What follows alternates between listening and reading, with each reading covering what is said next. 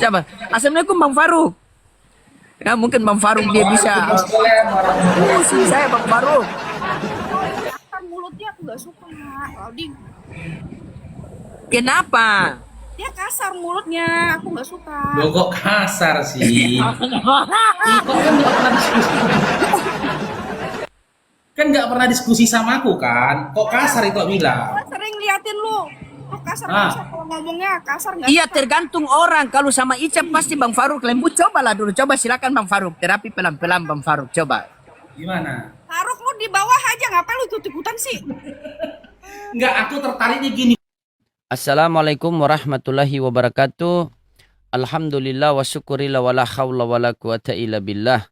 Ini ya, ini iblis ini, Pak. Kalau kita lihat di dalam Alkitab ya, iblis ini kan sudah mengetahui bahwa Yesus adalah Mesias itu sendiri. Tetapi dia berbicara tentang manusia yang jatuh dalam dosa. Apakah Yesus bisa jatuh dalam dosa atau tidak?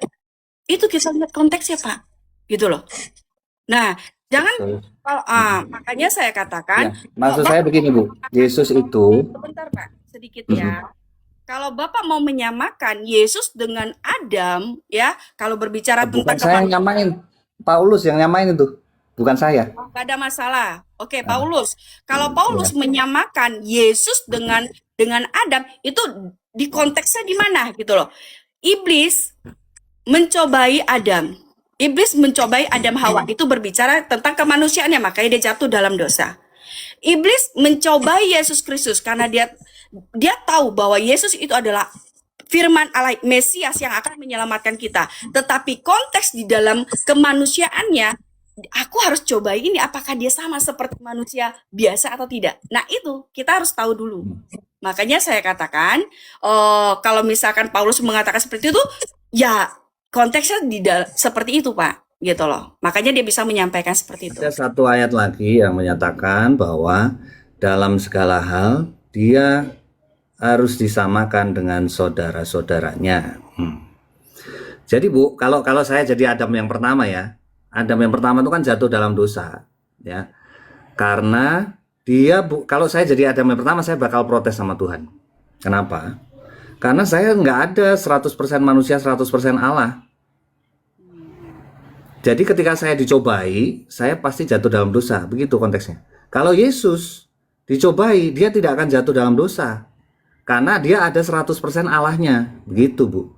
Tapi kalau saya jadi Adam yang pertama, saya bakal protes ke Bapak. Bapak, kenapa engkau membuat aku tidak 100%, tidak ada 100% Allah? Ya aku pasti gagalnya. Begitu Bu. Tapi ayatnya ada, dalam segala hal dia harus disamakan dengan saudara-saudaranya. Dia memiliki kelemahan sama Bu. Makanya dia bisa menjadi imam besar bagi kita semua. Karena dia tahu kelemahan sama gitu. Jadi perbedaannya, kalau kita membedakan hal itu, ya tentunya ada konsekuensi-konsekuensi logis yang harus dibawa begitu ya. Gitu. Oke, dan kita juga harus tahu Pak kesamaannya ya, kelemahan setiap manusia itu seperti apa. Makanya pada saat Yesus berdoa ya, dia mengatakan kepada murid-muridnya ya, ada muridnya untuk untuk mereka itu berjaga-jaga pada saat pada saat tentara Romawi mau menangkapnya. Dan kelemahannya itu berbicara tentang rasa takut itu. Yesus mempunyai rasa takut. Ada kan di situ ya, itu berbicara tentang apa? Itulah kemanusiaan kelemahannya itu. Nah, tetapi jangan disamakan dengan Adam dan Hawa gitu loh, Pak. Ibu tadi bilang dia sang firman ya Bu? Dia sang amin bukan? Amin. Sang amin. Nah Ibu coba lihat Wahyu 3. Sang amin ya, sang amin dikatakan permulaan dari ciptaan. Apakah Yesus permulaan dari ciptaan, Bu? Yohanes 17 ayat 5, Pak. Permuliakanlah aku Allah sebelum dunia ini ada. Tunggu. Di Wahyu dulu, Bu. Wahyu 3 ya. Wahyu 3, atau Ibu bisa cari di keywordnya itu permulaan dari ciptaan. Wahyu 3 ya. Wahyu 3 ya, Pak. Ya. Apakah di situ itu sang firman itu adalah Wahyu 3 ayat yang Pak. Waduh, sebenarnya kalau gitu saya carikan. Biar enak gitu, Pak.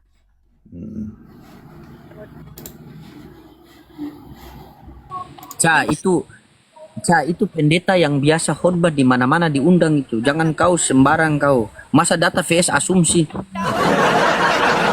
Hargai saya. Di sini saya berikan waktu kamu belajar sama Pak Pendeta Adi. Tidak peduli Begitu. kalau menurut saya itu tidak sesuai ya saya tidak bisa. Iya, bagus. Tapi kamu punya suara itu kecil. Semoga suara kecil itu bisa mengecilkan iman kamu dan cepat kamu kembali kepada pengajaran Yesus yang sebenarnya ya. Suaramu kecil. Kasih besar suara sedikit. Ini Bapak Wahyu 3 ayat 14. Wahyu 3 ayat 14. Ya. Dan tuliskan pada malaikat jemaat di Laodikia, inilah firman dari Amin, saksi yang setia yang benar, permulaan dari ciptaan Allah.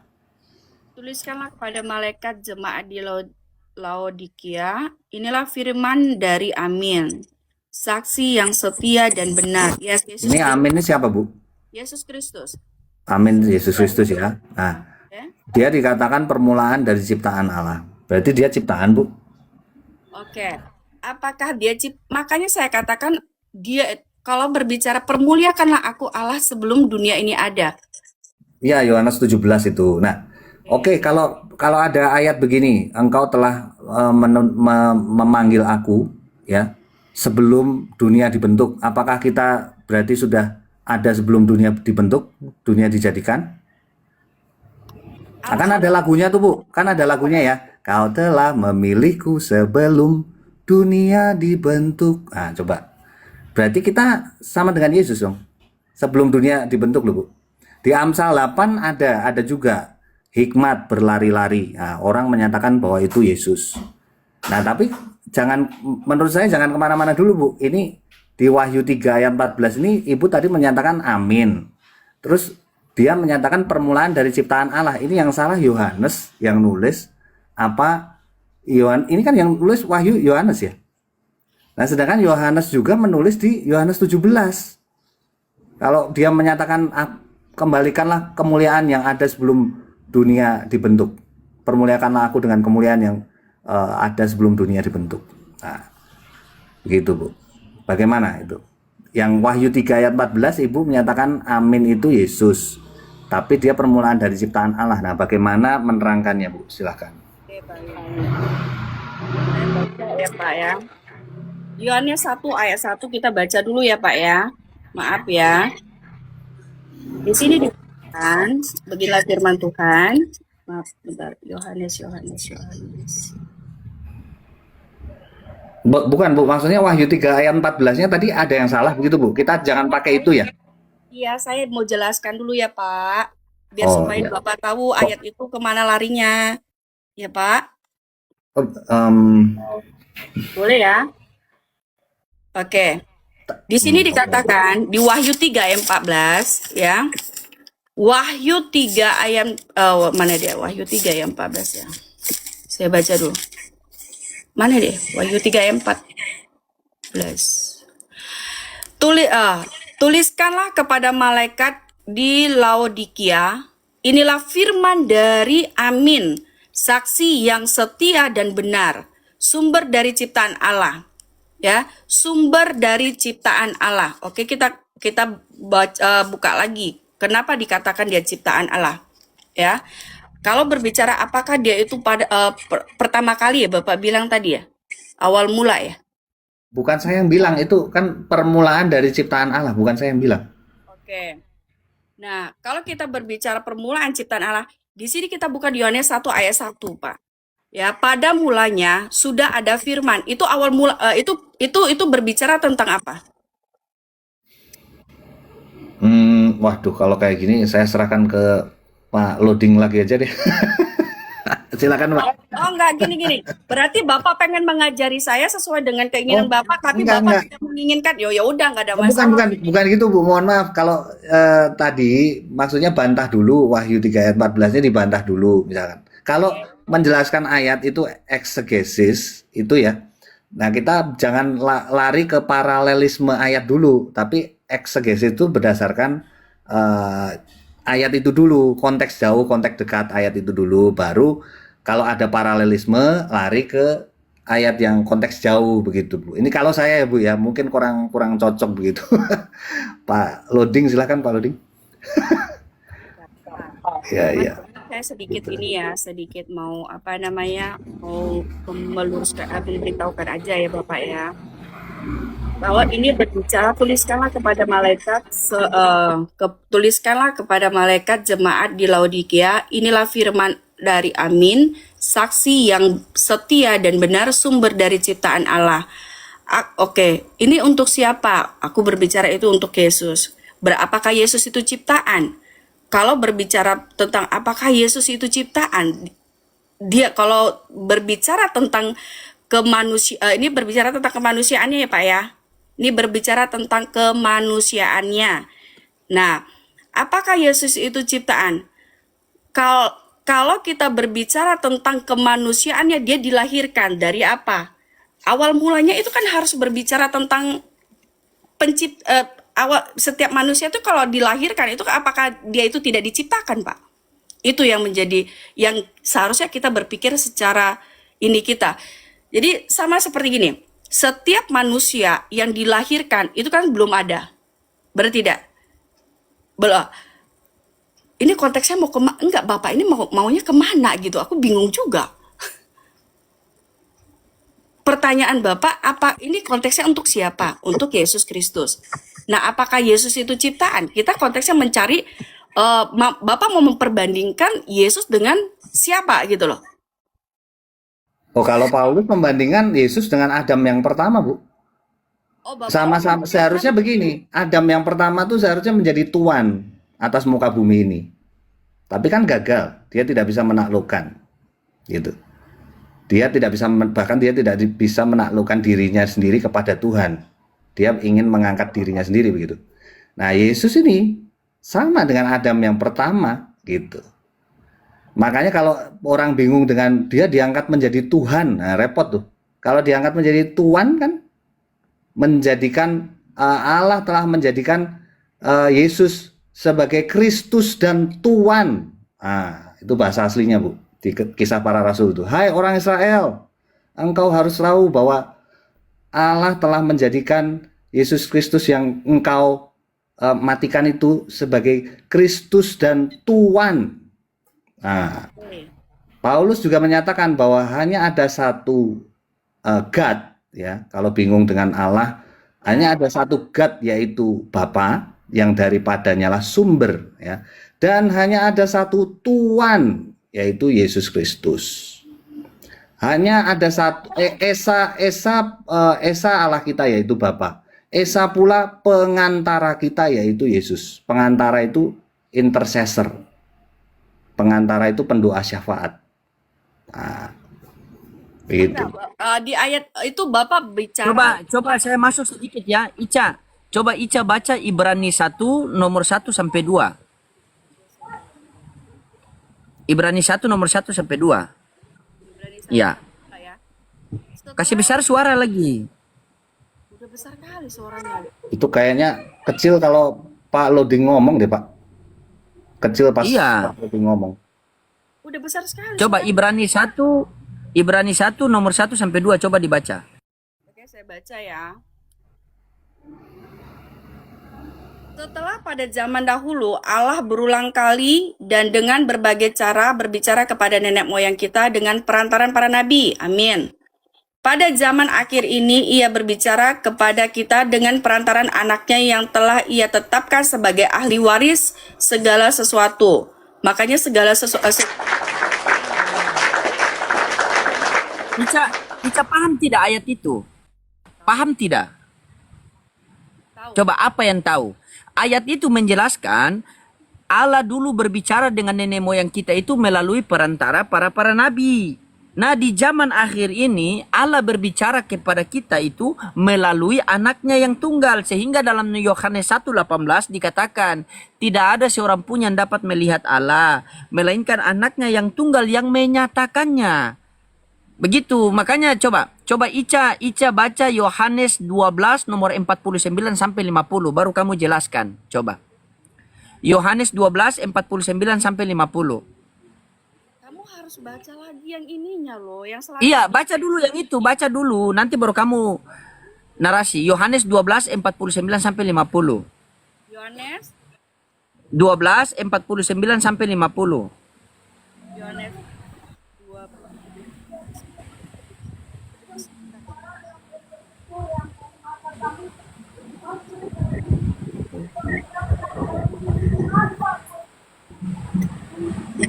Yohanes berapa? 29. 12 12 ayat 49 sampai 50. 9 ya. 49. Yohanes 12 oke 49 ya. Sampai 50. 50. Beginilah firman Tuhan, sebab aku berkata-kata bukan dari diriku sendiri, tetapi Bapa yang mengutus aku. Dialah yang memerintahkan aku untuk mengatakan apa yang harus aku katakan dan aku sampaikan. Amin. Aku tahu bahwa perintahnya itu hidup yang kekal. Karena itu apa yang aku katakan, aku sampaikan sebagaimana difirmankan oleh Bapa kepadaku. Amin. Nah, maksud Oh iya, berarti di situ Yesus diperintahkan oleh siapa? Allah Bapa. Bapa. Nah, Tuhan ini Tuhan boleh diperintah. Tuhan boleh diperintah. Nah, makanya kita lanjut lagi ke yang tadi yang kamu kasih saya ayatnya loh, Ding. Tidak, Ica kan mengatakan bahwa Yesus Tuhan. Apakah Tuhan bisa diperintah? Kan kuasa sudah diberikan kepada siapa, loh, Ding? Segala kuasa. Kalau Ica mengatakan kuasa telah diberikan, berarti Yesus ini Tuhan jadi-jadian. Kalau dia tidak diberikan kuasa, oke. Apakah Tuhan itu maha pemberi atau penerima? Coba. Apakah Tuhan ini pemberi apa penerima begitu? Iya.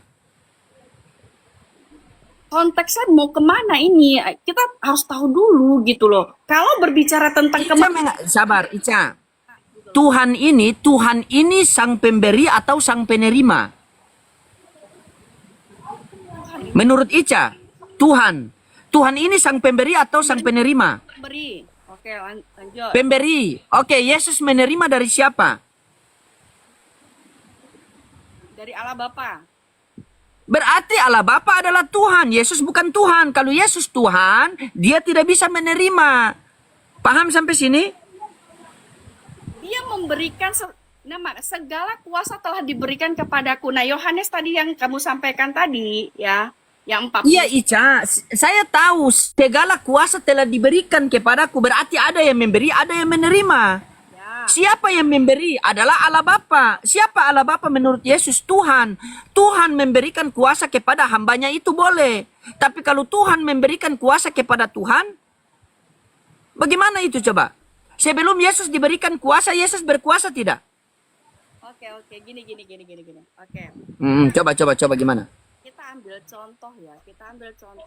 Pak Loding izin turun dulu ya, ada kegiatan lagi nih Pak Loding. Ya, Bu Ica, Oke, terima siap kasih Pak ya. Pendeta. Pak Loding, Pendeta terima saya kasih ya. kabur. Baik, terima kasih.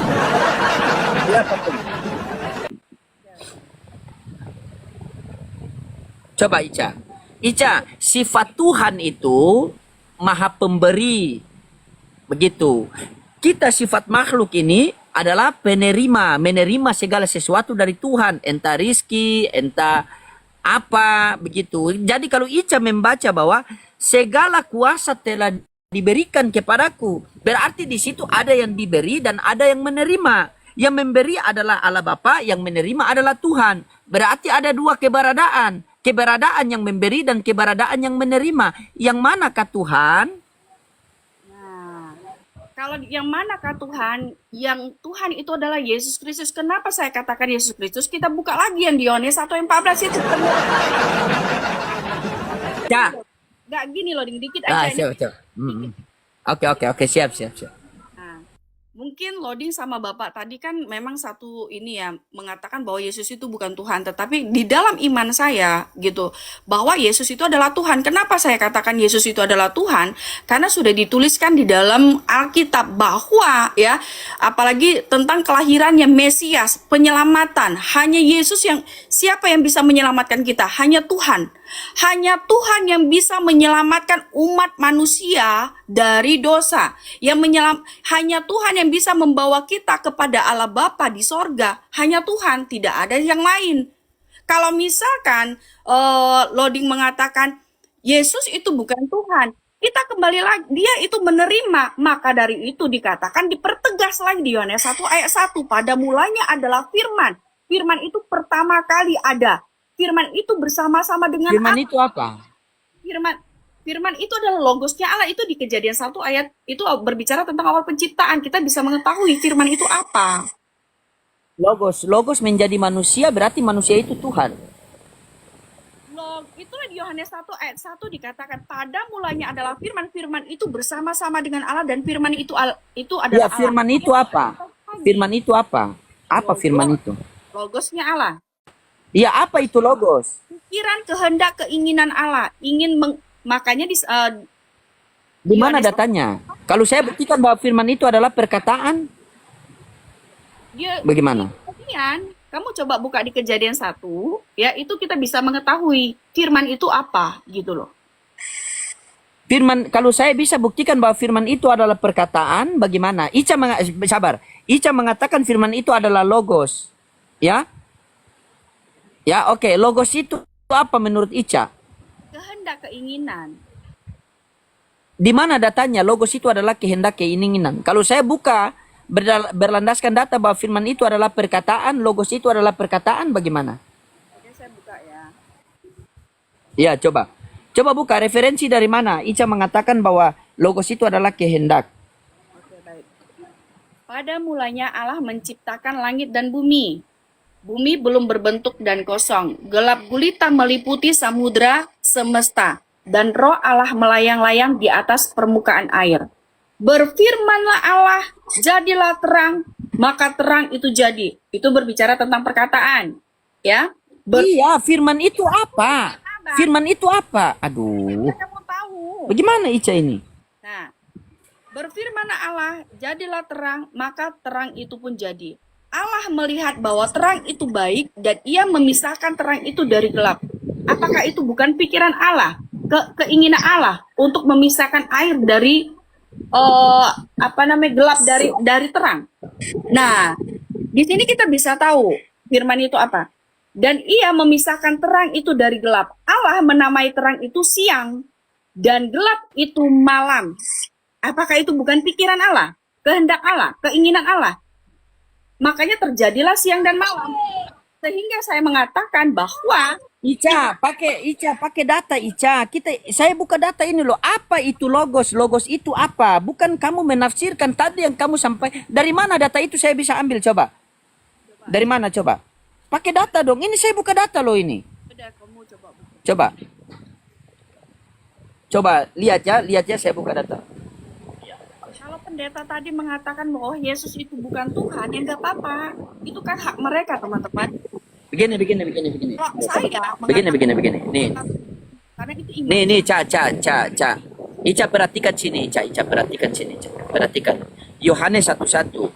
Pada mulanya adalah firman. Firman itu bersama-sama dengan Allah dan firman itu adalah Allah. Di sini ada strong number, Ca. Nih. Ini firman nih. Nih, firman. Kita klik firman nih.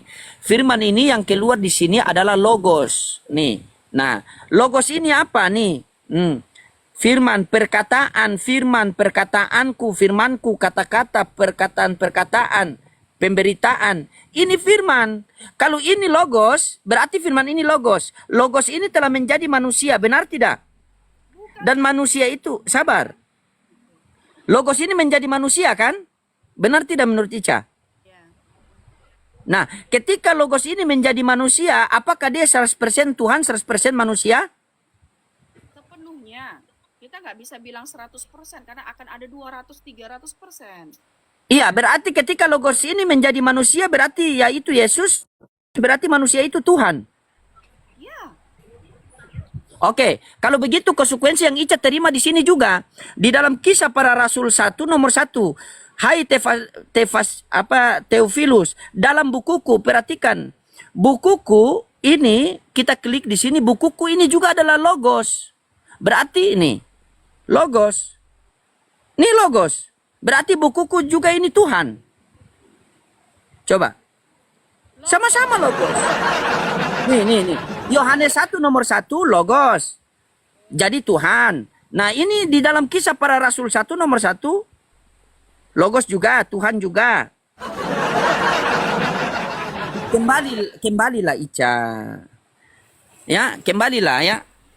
Boleh saya jelasin? Pulanglah. Pulang ke rumahmu gitu. Bukan, maksudnya pulang kepada ajaran Yesus yang sebenarnya. Bagaimana?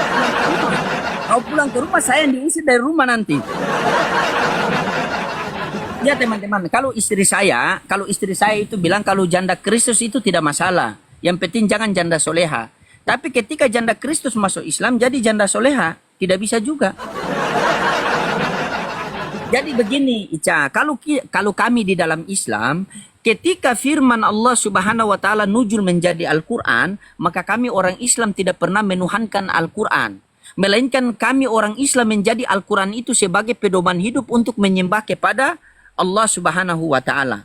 Nah, begitu juga ketika di dalam kekristenan, ketika firman Bapa nuzul menjadi manusia, bukan manusia itu kalian tuhankan, melainkan kalian jadikan pedoman hidup untuk menyembah kepada Allah Bapa.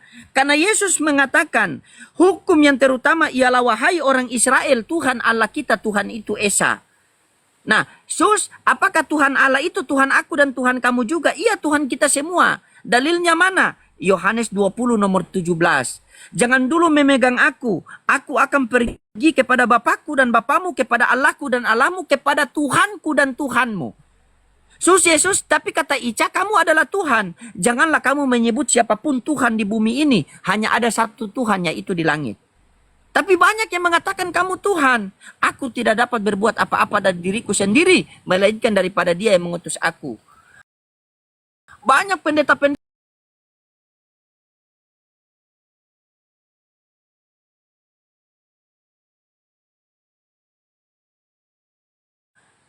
aku akan berterus terang kepada mereka, enyalah kau dari hadapanku sang pembuat kejahatan. Sama, Ca. Coba.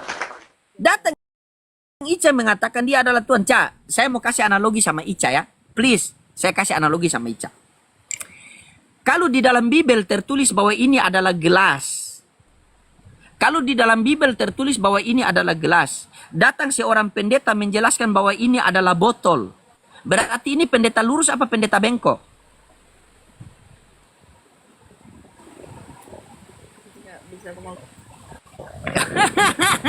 Ayo, pendeta apa coba? Saya tanyakan, ketika di pendeta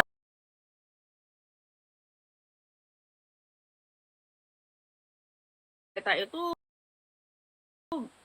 bisa membuat apa namanya gelas itu, botol itu fungsinya untuk apa? Nah, ini tertulis di dalam kitab suci. Ini tertulis di dalam kitab suci bahwa ini adalah gelas. Datang seorang pendeta bilang, oh itu bukan gelas, dia itu botol. Nah, berarti ini pendeta apa? nggak tahu lah itu pendeta apa. Oh ya, oke. Di dalam Kisah Para Rasul sudah tertulis bahwa Yesus hamba Tuhan. Datanglah Ica menjelaskan Yesus adalah Tuhan. Nah, Ica, coba Ica fokus ya. Ica buka pemikiran. Di dalam Lukas 2 nomor 11. Di dalam Lukas 2 nomor 11. Hari ini telah lahir bagimu juru selamat Kristus Tuhan di kota Daud. Yang lahir itu manusia apa Tuhan? Yang lahir itu manusia apa Tuhan? Manusia dan Tuhan. Manusia dan Tuhan, berarti Tuhan Ica pernah jadi bayi. Pernah. Astaga Ica ya. Astagfirullah Ica. Bagaimana Tuhan bisa jadi bayi? Karena memang dia harus. Ica mulai besok Ica rawat nginap di Komal saya ya. Mulai besok ya. Rawat nginap ya sampai sembuh ya. Ya, Ica. Saya tanya sama Ica, Ica apa arti Kristus? Apa arti Kristus, we? Aku nggak tahu. Astaga, tuh kan saya bilang kan. Kristus, Ica, Kristus adalah orang yang diurapi Tuhan. Kristus adalah orang yang diurapi Tuhan. Berarti di dalam Lukas 2 nomor 11 itu, hari ini telah lahir bagimu juru selamat yang diurapi Tuhan di kota Daud. Begitu. Ketika Yesus datang ke dunia ini, untuk apa? Untuk mengajarkan kepada kita bahwa jikalau kamu masuk ke dalam hidup, maka turutilah segala perintah Allah. Dengan mentaati segala perintah Allah, maka kita akan mendapatkan hidup yang kekal. Jadi dia bukan Tuhan, tapi Tuan, Ica. Oke. Ica paham sampai sini? Tapi tetap saya mengatakan dia adalah Tuhan. Kenapa saya mengatakan Oke, dia? Ica mengatakan dia adalah Tuhan. Dari ujung kaki sampai ujung rambut Yesus, yang mana yang Tuhan? Penyelamatannya. Hah? Penyelamatannya. Yang penyelamatannya, aduh, siapa? Assalamualaikum Bang Faruk. Ya mungkin Bang Faruk dia bisa. Sih saya Bang Faruk. Kan mulutnya aku nggak suka, Lauding. Kenapa? Dia kasar mulutnya, aku nggak suka. Loh kok kasar sih? Iko kan nggak pernah diskusi. Kan nggak pernah diskusi sama aku kan? Kok kasar itu bilang? Gua sering liatin lu kasar Ah. kalau ngomongnya kasar nggak? Iya tergantung orang. Kalau sama Ica pasti Bang Faruk lembut. Cobalah dulu. Coba silakan Bang Faruk. Terapi pelan-pelan Bang Faruk. Coba. Gimana? Faruk lu di bawah aja, ngapain lu ikut-ikutan sih? Enggak, aku tertariknya gini Bang Lodingnya. Dari apa yang disampaikan sama Ito Ica dalam Matius 28 tadi, itu ada ilmu di situ gitu loh. Ada ilmu di situ ketika Yesus berkata kepadaku telah diberikan kuasa. Tapi ya, Ito Ica ya sama teman-teman Kristen. Ketika kita berbicara tentang Yesus, ya, tak terlepas dari dua hal cerita. Cerita sebelum Yesus mengalami kematian, Sabar. cerita sebelum Yesus mengalami Sabar dulu, sabar. gimana? Sabar. Nah, ini teman-teman, saya nggak pernah takut sama siapapun. Tapi kalau ada laki-laki yang mulutnya kayak perempuan lemes, kasar begitu, aku nggak suka gitu loh. Ya nanti gini toh, kalau aku kasar, itu boleh turun. Kalau terbukti aku kasar, kan gitu. Tapi izinkanlah dulu aku bernarasi. Insya Allah ilmu ini ilmu bagi teman-teman Kristen dan juga Islam. Dengarkan itu ya. Mulutnya ya, aku nggak suka. Iya. Ketika kita berbicara tentang Yesus, tak terlepas dari dua hal kisah tentang Yesus. Kisah sebelum dia mengalami kematian, kisah setelah dia mengalami kematian lalu kebangkitan. Kan gitu. Karena apa? Pengajaran dan perkataan Yesus sebelum dia mengalami kematian dengan dia setelah mengalami kematian itu berbeda. Adapun perkataan Yesus dalam Matius 28 tadi, itu perkataan Yesus setelah mengalami kematian lalu bangkit. Kan gitu. Ketika dia berkata, Berapa?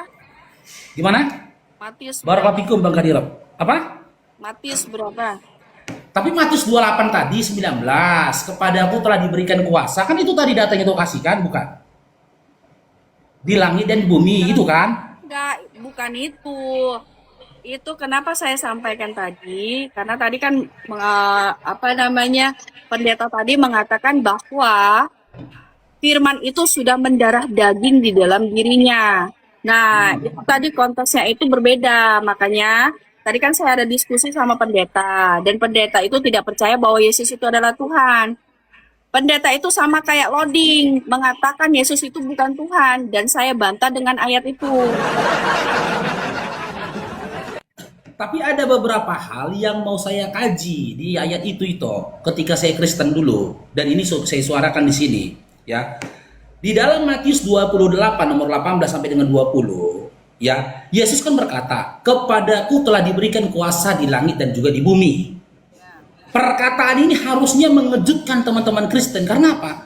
Perkataan ini tak pernah dikatakan Yesus kepada siapapun sebelum ada cerita tentang kematian dan kebangkitan dia. Nggak pernah. Bahkan dalam Markus 15 dan Matius 26, ketika Yesus ditangkap sama tentara Romawi dan dia dianiaya, ya, dia nggak berkata kepada aku telah diberikan kuasa, nggak berkata dia. Bahkan dalam Matius 26, tadi Kusima itu berkata, Yesus dalam keadaan yang manusia mengalami ketakutan. Dan ketika berkata dalam Matius 28 pun harusnya dalam keadaan dia manusia. Kenapa ketika dalam Matius 26 dari nomor 35 sampai 40, kenapa Yesus nggak berkata pada waktu itu kepada aku telah diberikan kuasa? Lantas Yesus siapa ini? Apakah ini Yesus anaknya Maria atau Yesus yang pernah bertemu dengan iblis? Nah, itu yang pertama. Yang kedua, siapa yang telah memberikan Yesus kuasa? Oh, Bapak yang memberikan Yesus kuasa. Nggak ada datanya. Kita harus jujur, dimulai dari Yesus lahir sampai Yesus diceritakan mengalami kematian, itu tidak ada narasi di dalam Bible di mana dikisahkan Yesus diberikan kuasa oleh Bapa. Apa yang dikatakan Yesus dalam Matius 28 nomor 18 sampai 20, dia tidak mengatakan dari siapa dia mendapatkan kuasa. Tapi kalau kita buka ini itu ya, kita bermula dari Lukas 4. Lukas 4 nomor 6 sampai dengan 9. Satu-satunya sosok yang menawarkan Yesus kuasa ternyata iblis itu. Iblislah yang pernah menawarkan kuasa kepada Yesus. Dan waktu Yesus ditawarkan kuasa di langit dan di bumi, Yesus tidak menolak. Yesus tak berkata aku tidak mau. Bahkan di nomor 9-nya, sesaat setelah Yesus ditawarkan kuasa, Yesus itu dibawa oleh iblis. Mereka pergi di atas bait Allah, dibawa oleh iblis Yesus ini tadi. Bagaimana bisa ini? Berarti kalau kita komparasikan Matius 28, cerita setelah kebangkitan, dengan Lukas 4 nomor 6 sampai dengan 9, Yesus itu berarti menerima kuasa dari siapa? Dari si iblis. Yohanes 8 nomor 40 sampai 44. Si iblis ini penyesat.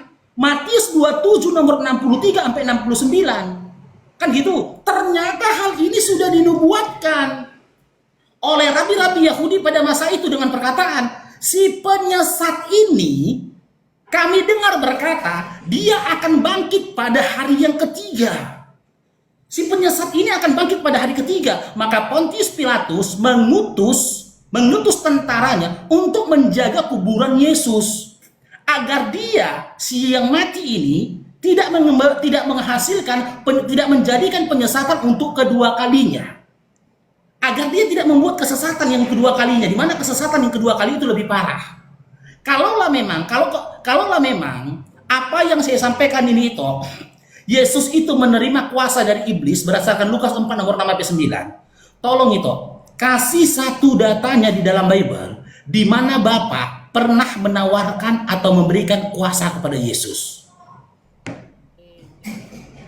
Di mana itu? Silakan. Kuasa.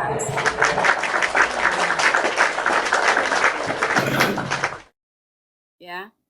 Kelahiran Yesus Kristus adalah, ini saya baca ya supaya kita bisa paham, ya.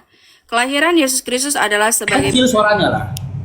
kecil ya. Ini udah dekat kali ini segini loh ininya. Masa aku kayak gini? Kan nggak mungkin. Kecil sekali apa gimana? Kecil ya? Nah, kelahiran Yesus Kristus adalah seperti berikut. Pada waktu Maria ibunya bertunangan dengan Yusuf, sebelum mereka hidup sebagai suami istri, ia didapati mengandung dari Roh Kudus karena Yusuf suaminya seorang yang benar dan tidak mau mencemarkan nama istrinya di depan umum. Ia bermaksud menceraikannya dengan diam-diam. Namun ketika ia mempertimbangkan maksud itu, malaikat Tuhan tampak kepadanya dalam mimpi dan berkata, Yusuf, anak Daud, janganlah engkau takut mengambil Maria sebagai istrimu, sebab anak yang di dalam kandungannya adalah dari Roh Kudus.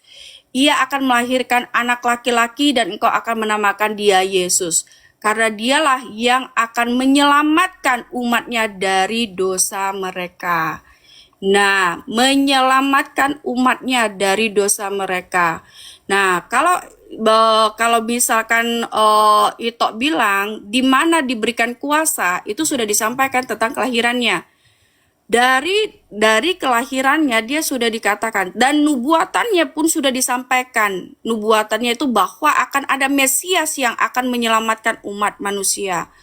Yang menjadi pertanyaan saya itu, siapa yang, apakah di agama Islam, ya ini saya berbicara, coba ya, ini saya bertanya, kita ini hanya sharing ya itu ya. Kalau di agama Kristen, ya iman dari kekristenan yang menyelamatkan kami dari dosa dan membawa kami ke kerajaan sorga itu hanya Tuhan. Nah, kalau di dalam iman iniin sekarang, ya, kalau di dalam iman itu siapa yang menyelamatkan itu pada saat yang menyelamatkan itu dari dosa dan membawa itu ke dalam kerajaan sorga? Coba saya mau tanya doang, cuman supaya kita bisa tahu, gitu. Nggak ada suara. Berarti kita udah pindah topik ini toh. Enggak, ini biar kita tahu kuasa ini, gitu loh. Kalau di dalam iman Islam, pemahaman Islam, Allah langsung itu keselamatan surga dan neraka itu ketetapan mutlak dari Allah. Melalui siapa? Melalui nabinya Nabi Muhammad SAW. Surah Al-Adab 21. Kalau kau mau dapatkan rahmat dari Allah, ikuti Nabi Muhammad SAW. Karena dalam diri Nabi Muhammad SAW itu sudah ada suri tauladan yang baik untuk kau tiru. Tapi itu apa yang kau pertanyakan ini terjun bebas dari materi kita di awal tadi. Ini terjun bebas. Karena begini itu ya. Saya tadi minta datanya, bantah saya dengan menghadirkan data tandingan di mana Bapak pernah menawarkan bahkan memberikan kuasa kepada Yesus. Dari mulai Yesus lahir sampai dengan tragedi cerita penangkapan di dalam kitab Markus, tidak pernah Bapak menawarkan atau memberikan kuasa. Bahkan perkataan Yesus tak terlepas dari perkataan hamba. Contoh, Yohanes 5 nomor 30, aku nggak bisa berbuat apa-apa atas diriku sendiri. Kan gitu. Yohanes 12 nomor 49, aku berkata-kata bukan berdasarkan diriku sendiri. Apa yang dia katakan itu perkataan Muslim semua. Penghambaan diri dia, penyerahan diri dia. Tapi begitu ada cerita tentang kebangkitan Yesus, maaf cakap itu, Yesusnya ini menjadi Yesus yang sombong. Dengan perkataan-perkataan dia di luar, melebihi dari perkataan-perkataan sebelum dia berada cerita tentang kematiannya dia. Berani dia mengatakan, kepadaku telah diberikan kuasa, baptislah mereka. Di mana perkataan itu tidak pernah dia katakan sebelum ada cerita kematian. Kan gitu. Nah, ternyata itu setelah kita komparasi tadi dalam Lukas 4, nomor 6, nomor 9, sampai nomor 9, satu-satunya makhluk yang pernah menawarkan kuasa kepada Yesus itu adalah iblis. Di dalam Lukas 4 nomor 6. Dan celakanya lagi, ketika iblis menawarkan kuasa kepada Yesus, Yesus tidak menolak secara tegas. Malahan dia memberikan jawaban-jawaban yang ambigu. Di mana jawaban-jawaban dari ambigu dari Yesus itu seakan-akan masih ada pengharapan bahwasanya dia masih menginginkan kuasa itu. Nah, digenapkan lagi dengan nomor 9-nya. Mau dia dibawa di atas bait Allah. Mau dia dibawa di atas bait Allah hingga dia diuji di situ. Kita komparasikan lagi dengan kisah di dalam Lukas dalam Matius 27 tadi kan 63 sampai 69. Ternyata bangkit dari kubur ya itu ciri dari si penyesat. Sesuai dengan apa yang disampaikan oleh rabi-rabi Yahudi pada masa itu yang berpegang kepada kitab Taurat, di mana kitab itu sudah menjadi kitab yang dipegang oleh Yesus. Si penyesat ini, kata dia, kami dengar berkata dia akan bangkit pada hari yang ketiga. Si penyesat loh. Lalu Pontius Pilatus memerintahkan tentaranya kan untuk menjaga kuburan Yesus. Supaya apa? Supaya murid-muridnya tidak bercerita tentang kebangkitannya. Hingga nanti dia menjadikan kesesatan untuk kedua kalinya. Nah, benar kan si penyesat kan? Yohanes 8 nomor 40 sampai 44. Si penyesat itu ternyata iblis. Masuk lagi dia dengan Lukas 4 nomor 6 sampai 9 tadi. Gitu loh. Berarti kalau itu tidak bisa menunjukkan data, Bapak pernah menawarkan dan memberikan kuasa kepada Yesus yang bangkit dari kubur, fix itu nggak bisa tolak. Ternyata Yesus yang bangkit dari kubur itu adalah si penyesat yang sudah disiapkan untuk menyesatkan orang-orang setelah Yesus diangkat ke langit. Dan teman-teman Kristen mengikuti si penyesat. Ya. Oke, baik. Saya akan jawab dari pernyataan Ito ya. Tadi saya sudah sampaikan kepada Ito bahwa ya di ayat ini saya sudah kasih juga ayatnya ya. Ayatnya di mana Allah itu memberikan kuasa. Nah, di situ juga sudah saya sampaikan tentang kelahirannya bahwa ya di pada saat Yesus lahir ya, itu berbicara tentang apa? Menyelamatkan umatnya dari dosa mereka. Nah, di sini cuman saya ambil dari pernyataan itu nih ya tentang keimanan itu ya. Itu menyamakan Yesus ini dengan Allah, tapi nggak apa-apa, it's okay. Itu kan iman itu gitu. Karena apa? Di dalam iman Kristen hanya Yesus yang bisa menyelamatkan kami dan membawa kami ke kerajaan sorga. Tetapi di dalam iman Islam hanya Allah yang bisa membawa ya umat Islam itu ke dalam kerajaan sorga. Tapi nggak apa-apa kalau itu mau menyamakan Yesus dengan Allah.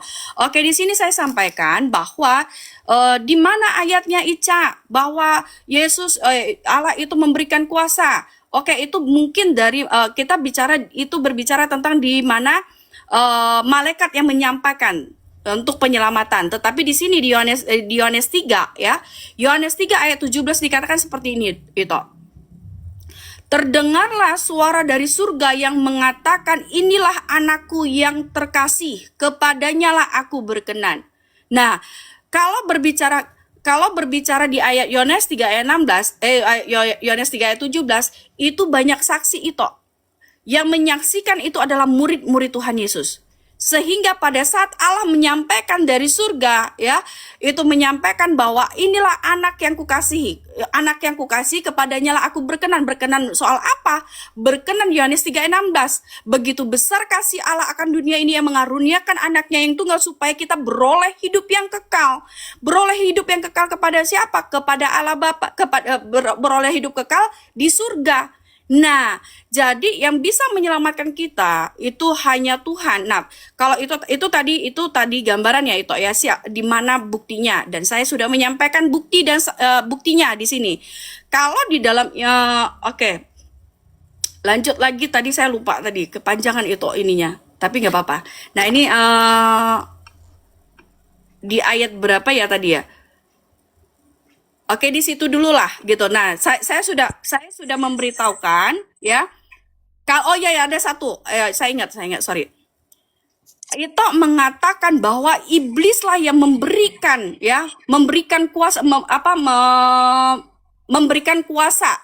Iblislah yang menyodorkan. Apa ya kata menyodorkan itu apa ya? Menyodorkan itu apa itu? Maaf. Bisa kasih saya ini dong clue. Menyodorkan itu apa? Menawarkan. Menawarkan. Oke, maaf ya. Terima kasih udah bantu saya. Nah, hanya iblislah yang menawarkan Yesus Kristus untuk apa? Untuk tentang dunia ini. Lah, itu berbicara tentang apa? Hubungan yang terlarang itu untuk kekuasaan. Gitu loh. Ya. Akan kuberikan dunia ini. Itu berbicara tentang apa? Tentang keduniawian, ibarat contohnya apa? Sama seperti begini. Ya.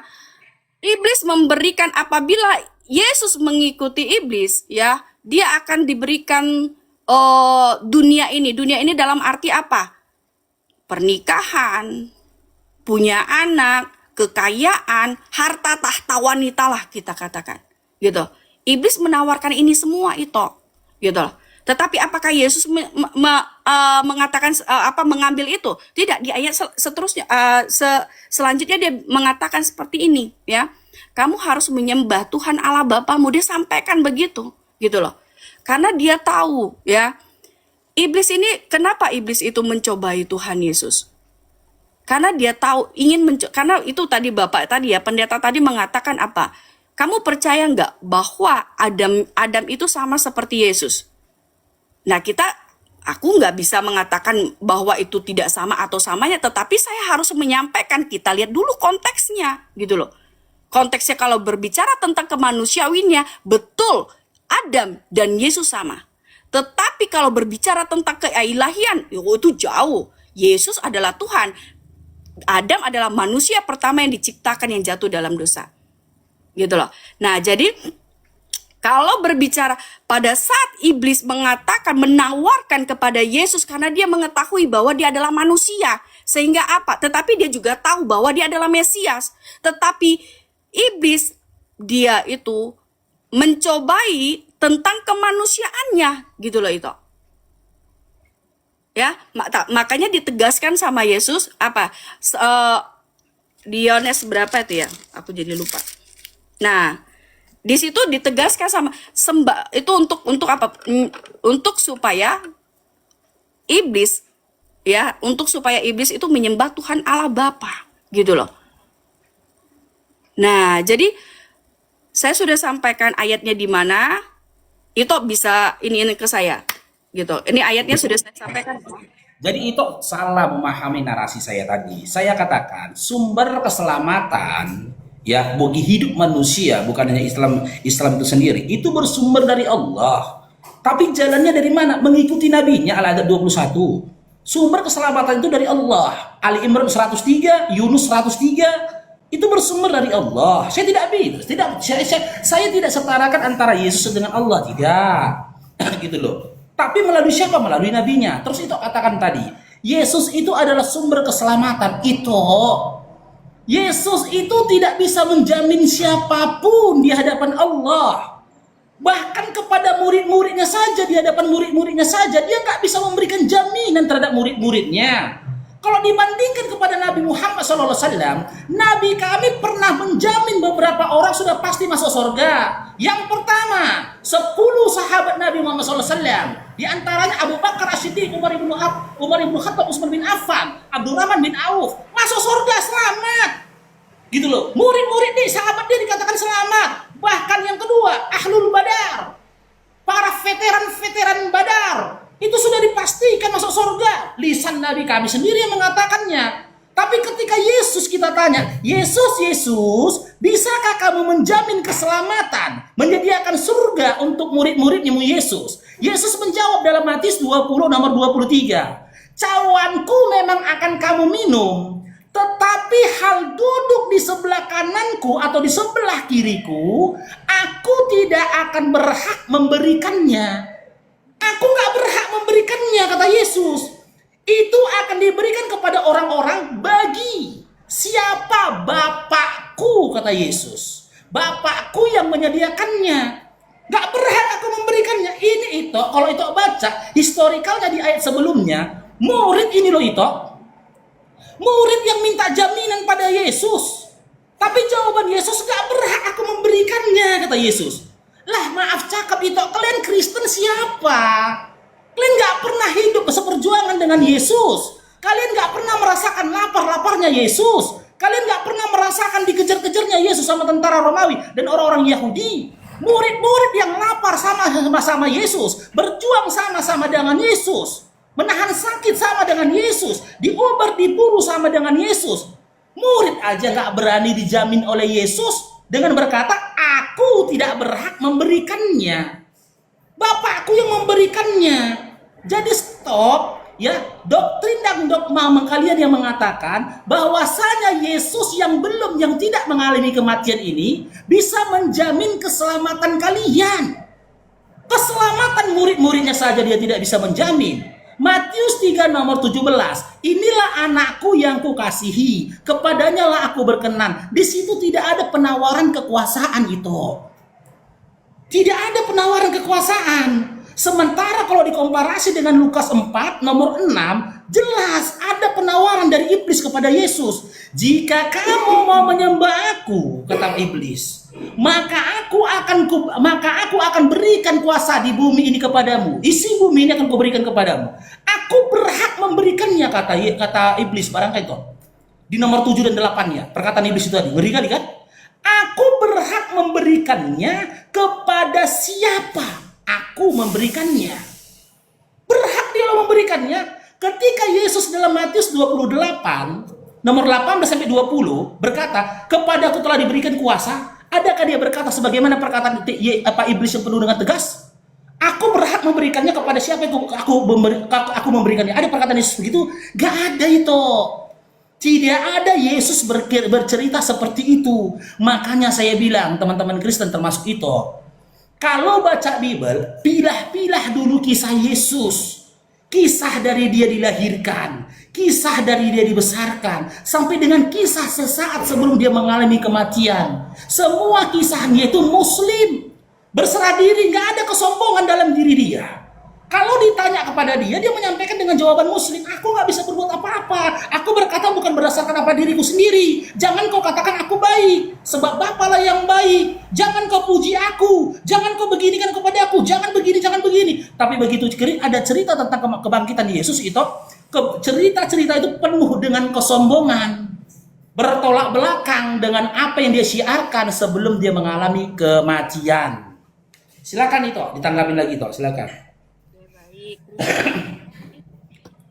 Nah, oke. Oh, tapi ya itu kembali lagi kepada iman itu ya yang sekarang itu apa namanya itu imani gitu ya. Kalau itu mengatakan Nabi Muhammad menjamin keselamatan para sahabatnya. Wow. Berarti itu menyamakan Nabi Muhammad itu sama seperti Tuhan. Sedangkan Allah tadi itu mengatakan bahwa Allah sendiri yang akan menyelamatkan melalui nabinya gitu. Nah, tapi ya itu ya padahal Allah nggak kalau misalkan kalau tadi itu bilang bahwa ya Allah lah yang menyelamatkan, yang membawa umatnya ke sorga, ya aku sepakat gitu. Tetapi kalau misalkan Nabi Muhammad yang menjamin, wow luar biasa ya. Tapi ya luar biasanya dalam arti apa? Kesombongan, menyamaratakan dia kepada sama dengan Tuhan itu luar biasa banget. Wow. Tapi nggak apa-apa, itu kan iman itu gitu ya. Jadi saya tidak akan membuat, karena gini, tidak ada manusia yang setara dengan Tuhan gitu loh. Tidak ada manusia yang serupa dengan Tuhan.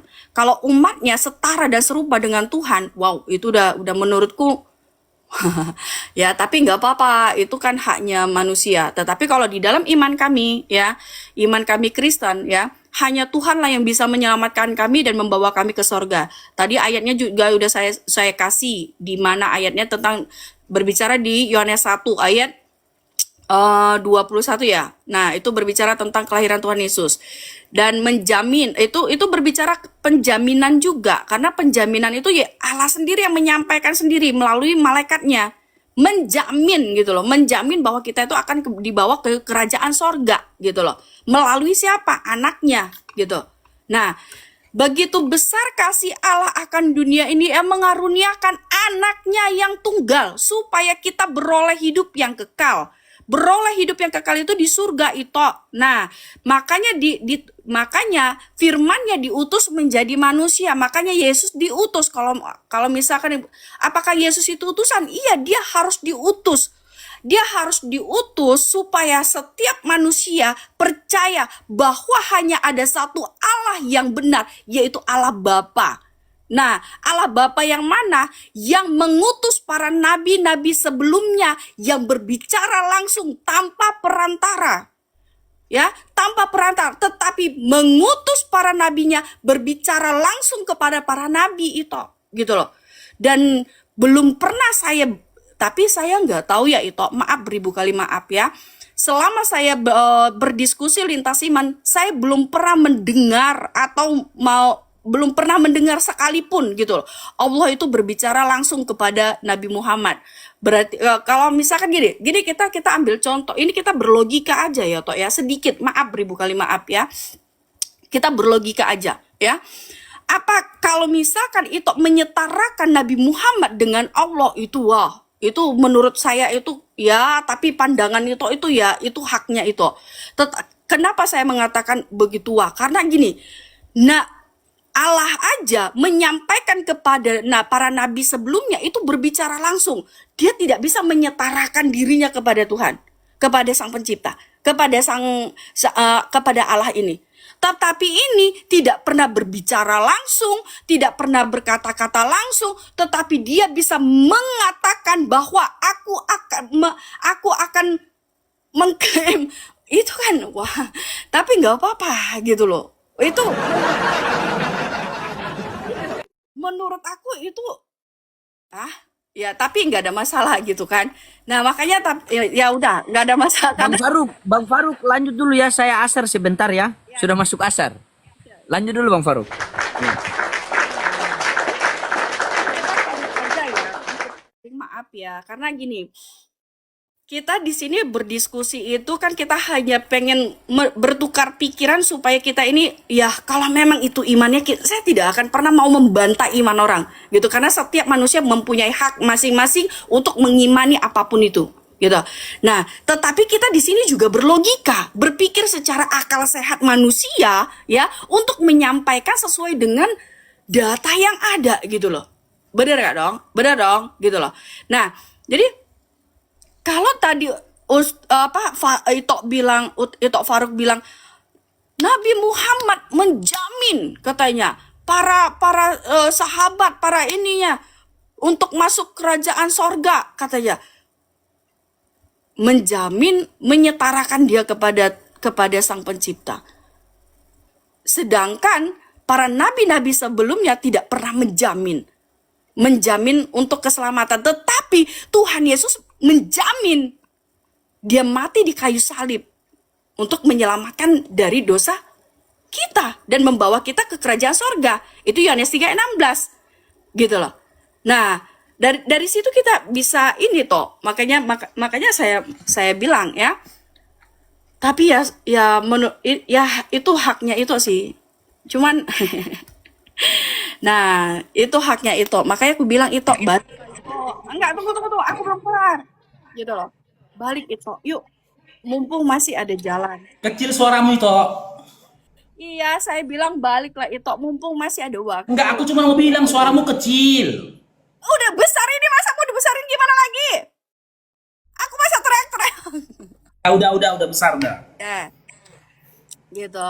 Jadi botol kok Ica. Lah ini kan kita ini loh. Kita kan cuman tapi kan ini kan kita berdiskusi itu kita harus berpikir secara logika gitu loh. Kita boleh berdiskusi sesuai dengan data dan berlogika gitu supaya kita bisa paham gitu loh.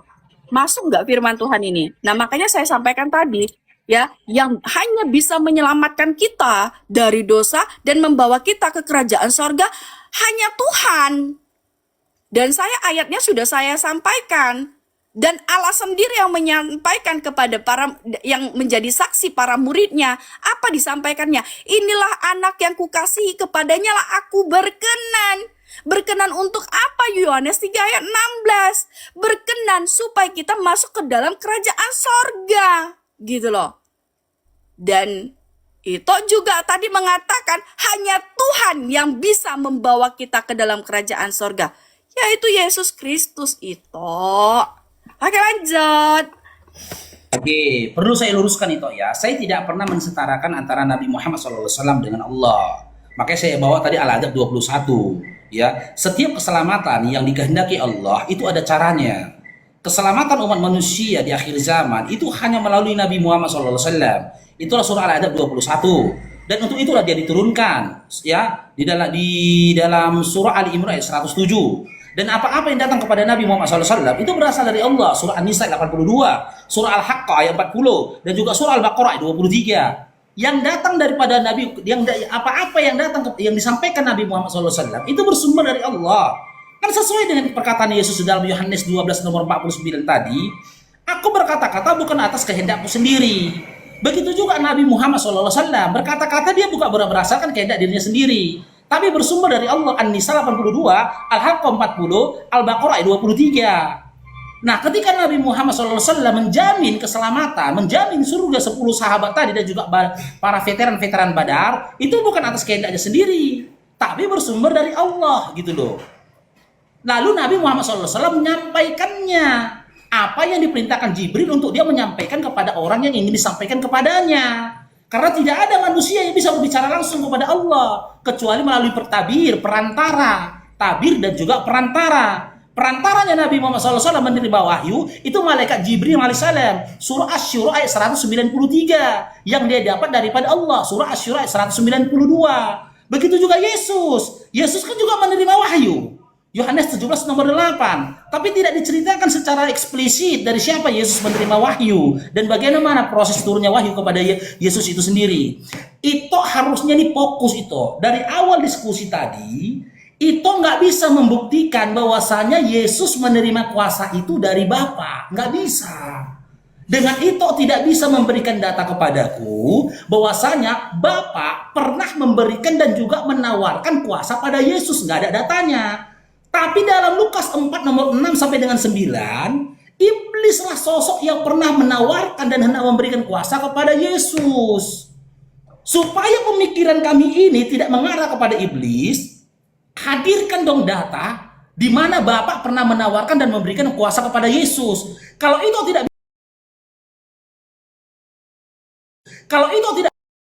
bisa berikan data, jangan. Memberikan kuasa kepada Yesus yang telah bangkit dari kubur itu adalah si iblis. Yang kedua, saya tanggapin. Itu tadi bernarasi mengatakan, yang menyelamatkan itu hanya Tuhan. Setuju. Yang menyelamatkan itu hanya Tuhan. Setuju. Cuman masalahnya itu, beribu maaf ini toh. Apakah orang Kristen bertuhan?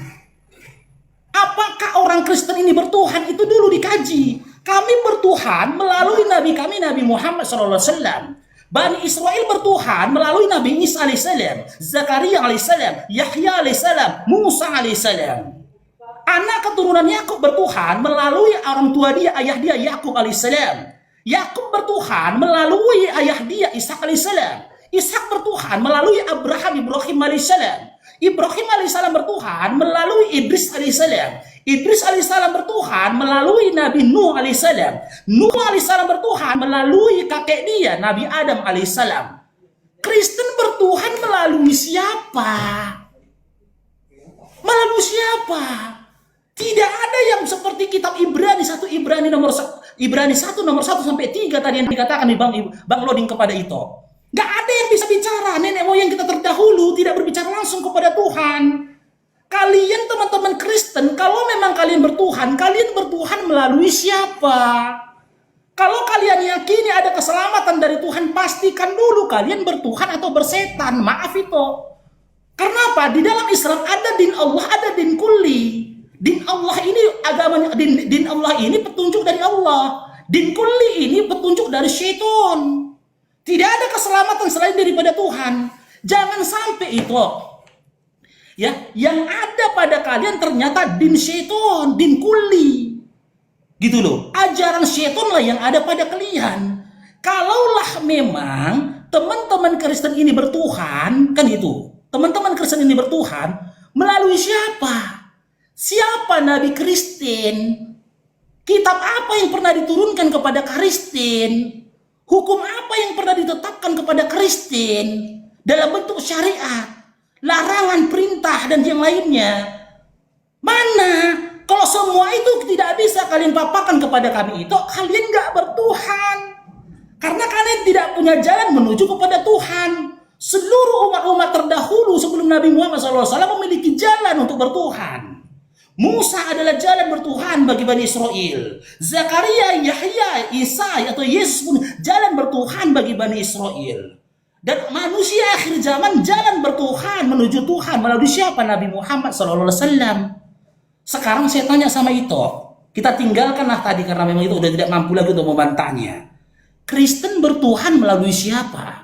Jangan katakan langsung kalian kepada Tuhan. Ibrani 1 nomor 1 sampai 3 tadi jawabannya yang disampaikan oleh Bang Loding tadi. Silakan. Kristen bertuhan melalui siapa? Silakan.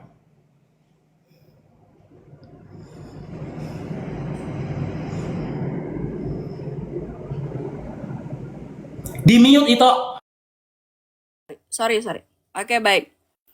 Oke, itu Faruk, mungkin dari tadi itu nggak mendengarkan apa congean atau apa, aku nggak tahu ya. Karena saya sudah sampaikan tadi udah berulang-ulang gitu. Karena sampai 2 kali, mungkin ketiga kali kan nggak mungkin lah saya sampaikan ketiga kali gitu. Tapi yang pertama saya sudah sampaikan. Nah, tentang keselamatan itu, tentang apa kekuasaan itu. Tapi berbicara tentang di Matius, nah juga di Yohanes ya, tapi itu juga nggak dengar ya, nggak apa-apa sih, aku nggak terlalu nggak terlalu ambil pusing karena ya Mungkin itu nggak mau mendengarkan apa yang saya sampaikan, itu haknya itu.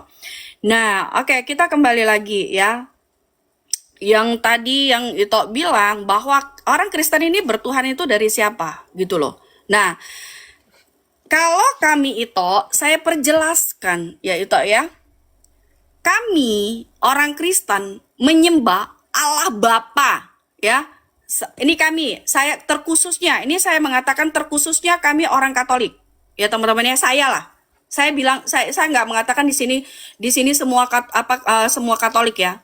Nah, tapi terkhususnya saya beragama Katolik, saya menyampaikan bahwa kami menyembah Allah Bapa melalui anaknya yang tunggal, yaitu Yesus Kristus.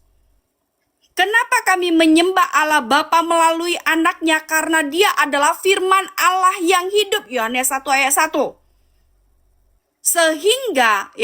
Sehingga pada saat kami menyembah Yesus Kristus, kami juga menyembah Allah Bapa. Karena dikatakan di Yohanes 10 ayat 30, aku dan Bapa adalah satu. Tidak ada yang bisa kepada Allah Bapa kalau tidak melalui dia. Gitu. Itu jawaban yang paling saya pertegas kembali kepada teman-teman semua. Ya. Kami menyembah Allah Bapa melalui anaknya yang tunggal, yaitu Yesus Kristus. Apabila kami menyembah Yesus Kristus, kami pun menyembah Allah Bapa. Karena dia adalah satu. Yohanes 1 ayat 1. Dari 10 ayat 30. Gitu loh. Nah, sehingga kalau Ito Faruk mengatakan, siapa Tuhan kalian? Tuhan kami adalah Yesus Kristus. Hanya ada satu Allah, yaitu Allah Bapa, dan hanya ada satu Tuhan, yaitu Yesus Kristus. Di situ sudah disampaikan, gitu loh. Sehingga apa? Sehingga kalau kita berbicara tentang ketuhanan, dari mana kalian berbicara tentang ketuhanan? Kenapa kalian bisa menuhankan Yesus Kristus sedangkan dia menerima firman Allah Bapa itu? Karena dialah yang menyelamatkan kami nanti, gitu loh. Balik lagi kita ke konteks yang awal, yang tadi itu mengatakan ini di mana tentang penyelamatan itu, gitu loh, ya. Kita kembali lagi ke konteks penyelamatan yang dia mati di kayu salib untuk menyelamatkan kita dari dosa, yang hukum Taurat itu, gitu, supaya kita tidak menyembah Allah lain. Jangan ada padamu Allah lain selain Allah Bapa. Di situ disampaikan. Jangan ada padamu dan 10. Jangan kau menginginkan hak orang lain. Nah, seperti itu. Tadi saya sudah sampaikan sama Ito ya. 2 kali pun saya sampaikan. Tapi kalau Ito nggak mau mendengar, itu urusan itu, hak itu. Karena saya tidak mau mengulang-ulang lagi gitu. Karena bukan menurut saya bukan mau cari ini edukasi jatuhnya gitu. Kalau kita mau cari edukasi, kita mencari pembelajaran supaya kita bisa mengetahui apa yang harus kita diskusikan, seperti itu. Nah, jadi kalau itu mengatakan saya tidak menyamakan Nabi Muhammad dengan Allah, saya tidak menyamaratakan. Lah tadi itu mengatakan bahwa ya yang menjamin saudara-saudaranya masuk surga itu Nabi Muhammad, gitu loh. Kan itu sendiri yang menyampaikan, gitu loh. Apakah itu sama seperti Tuhan Yesus? Berbeda. Nabi Muhammad dan Tuhan Yesus itu berbeda jauh, gitu loh. Tidak ada satupun yang bisa tidak ada satupun yang mengetahui bahwa Yesus itu mendapatkan wahyu. Itu sudah disampaikan oleh malaikat pada saat dia dilahirkan.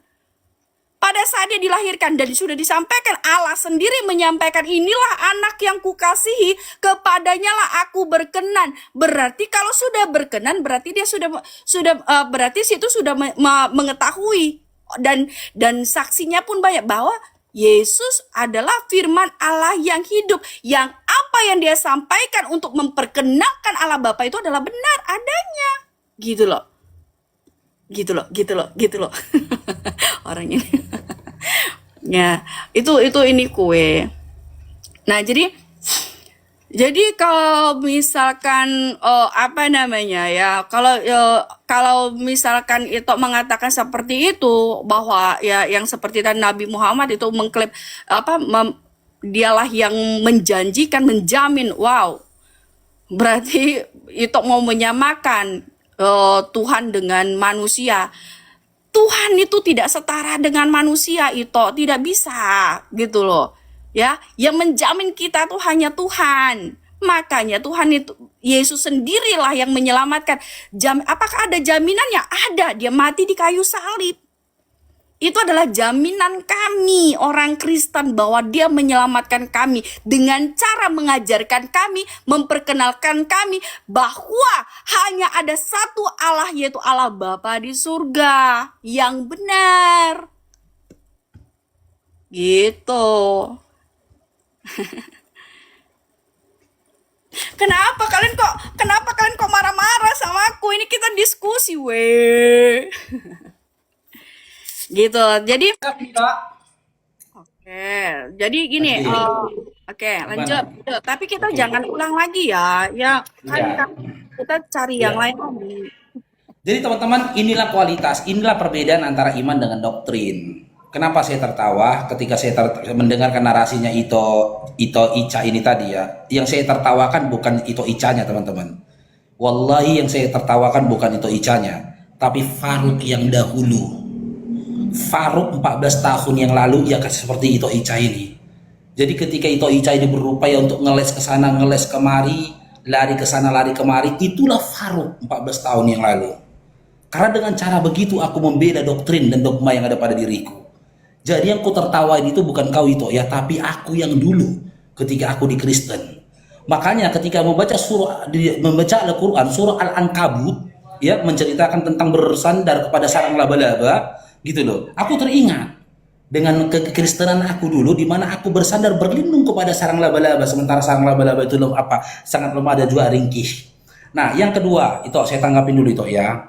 Saya tidak bertanya tentang penyembahan itu atau siapa yang itu sembah, enggak. Aku enggak tanya itu. Yang aku tanyakan bertuhan. Kalian bertuhan melalui siapa? Bani Israel bertuhan melalui Isa, melalui Zakaria, Yahya, melalui Musa. Kami bertuhan melalui Nabi Muhammad SAW. Kalian bertuhan melalui siapa? Bagaimana kita berbicara tentang penyembahan sementara melalui siapa kalian bertuhan saja, dan melalui siapa kalian bertuhan saja itu belum tunjukkan kepada kita. Bahkan itu belum bisa membuktikan kalau itu punya Tuhan atau tidak. Saya nggak bantah ya, saya tidak kritis itu menuhankan Yesus, enggak. Silahkan itu menuhankan siapapun. Yang saya tanyakan, pastikan dulu diri kalian bertuhan atau tidak bertuhan. Kalau kalian bertuhan melalui siapa? Itu nggak menyebut nama. Kalaupun dipaksakan kalian katakan bertuhan melalui Yesus, berarti kalian menerima beberapa konsekuensi. Konsekuensi yang pertama, berarti Yesus ini bukan Tuhan.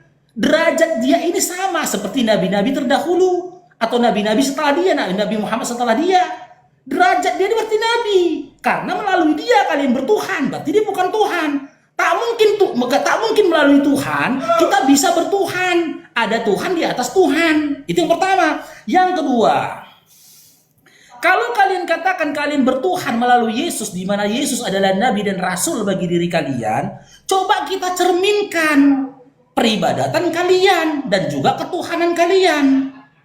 Kan gitu. Markus 12:29, Tuhan Allah kita, Tuhan itu Esa. Yohanes 17 nomor 3, satu-satunya Tuhan yang benar itu adalah Allah. Sementara kalian bertuhan kepada Yesus. Yesus bertuhan kepada Allah. Kalian bertuhan kepada Yesus. Tuhannya saja beda. Berarti sudah pasti kalian bertuhan bukan melalui Yesus, tetapi melalui yang lain, yang menunjukkan kepada kalian Tuhan-Tuhan yang lain selain Tuhan yang disembah dan dikenal oleh Yesus. Yang kedua, tunggu dulu Faruk, bisa jadi ini penyebutan Tuhannya yang berbeda.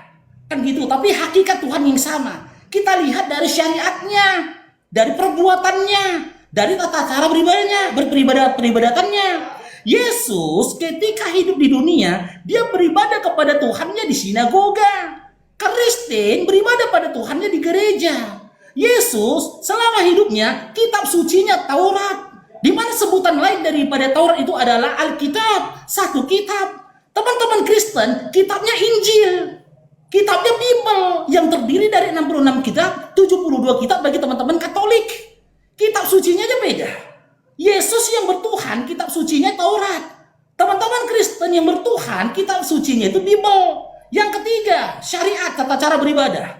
Yesus dalam Lukas 6 nomor 12, Matius 26 nomor 39, salah satu syariat ibadah dia itu, ya, itu dia sujud kepada Tuhannya. Teman-teman Kristen nyanyi-nyanyi di gereja. Yesus di dalam Bible dikisahkan dia mengenal toharo ataupun bersuci. Sementara teman-teman Kristen tak ada hukum untuk bersuci ketika beribadah kepada Tuhannya. Salah satu toharo di awal mula Yesus ketika dia kecil dalam Lukas 2 nomor 21. Dia bersunat. Teman-teman Kristen, kalian tidak bersunat. Nyambungnya di mana? Nyambungnya di mana kalau kalian katakan melalui Yesus kalian bertuhan? Sementara apa-apa yang dilakukan oleh Yesus, apa-apa yang diajarkan oleh Yesus, itu bertolak belakang dengan apa-apa yang kalian lakukan dan apa-apa yang kalian ajarkan. Jangan nanti itu saya masukkan komparasi yang ketiga. Siapa itu? Sibilis. Masuk nanti sosok yang ketiga, iblis. Kalian ngikut Yesus atau ikut Sibilis?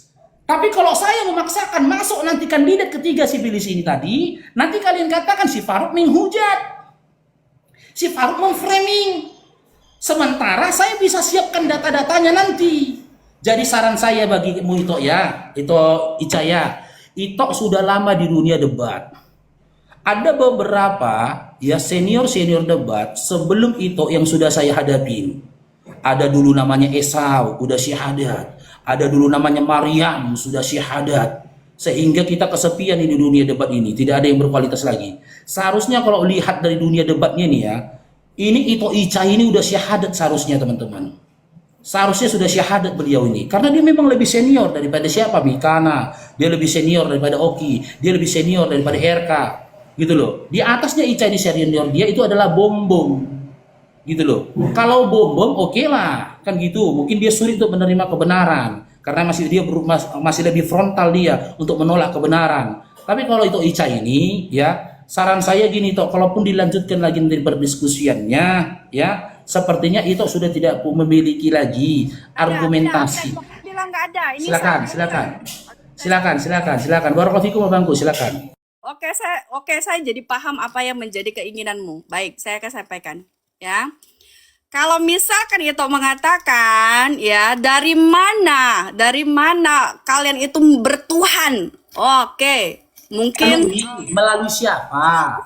Oke, melalui siapa kalian bertuhan? Oke, baik. Di ayat saya sudah paham apa yang menjadi tujuan itu. Ya, kalau itu mengatakan seperti itu, ini maaf beribu kali maaf ya. Ini kan kita sharing ya teman-teman ya. Nah, aku harus ini dulu karena bukannya apa-apa. Kita kan namanya berdiskusi ini kita harus tahu dulu cara bicara kita bagaimana untuk menghargai orang lain. Sehingga kita harus meminta maaf dulu. Takutnya nanti ada kesalahpahaman atau ya atau ada sedikit yang kurang paham jadi sehingga menjadi rincu. Tetapi di sini saya cuma mau mengatakan bahwa ya kalau itu mengatakan melalui siapa ya. Di sini dari tadi Ito berbicara itu menyamakan, tapi kita kembali lagi ya. Ito menyamakan Nabi Muhammad dengan murid-murid Tuhan Yesus gitu loh. Karena apa? Gini Ito. Kalau Ito menyamakannya dengan murid-murid Tuhan Yesus. Kenapa saya mengatakan Ito menyamakan Nabi Muhammad dengan murid-murid Tuhan Yesus, para rasul ya? Itu karena begini Ito. Allah, ini sedikit maaf ya Ito ya. Allah menyampaikan kepada Nabi Muhammad melalui malaikat Jibril untuk menyampaikan kabar berita itu tentang kebenaran Allah itu sendiri. Dan murid-murid Tuhan Yesus menyampaikan kebenaran Tuhan kami murid-murid Tuhan Yesus menyampaikan kebenaran, memperkenalkan Tuhan kami melalui apa? Seperti yang ini dikatakan di Markus 16 ayat 15. Gitu loh. Markus 16 ayat 15, lalu ia berkata kepada mereka, pergilah ke seluruh dunia, beritakanlah Injil kepada segala makhluk. Sehingga ini yang memerintahkan ini siapa? Yang memerintahkan itu adalah Yesus sendiri kepada murid-muridnya. Sama seperti Allah memerintahkan kepada Nabi Muhammad melalui malaikat Jibril gitu loh. Tapi bagus juga ya, itu ini gitu. Bagusnya itu dalam arti membuka pikiran kita bahwa Nabi Muhammad itu tidak bisa disetarakan dengan Yesus Kristus, tetapi bisa disetarakan dengan para murid-muridnya.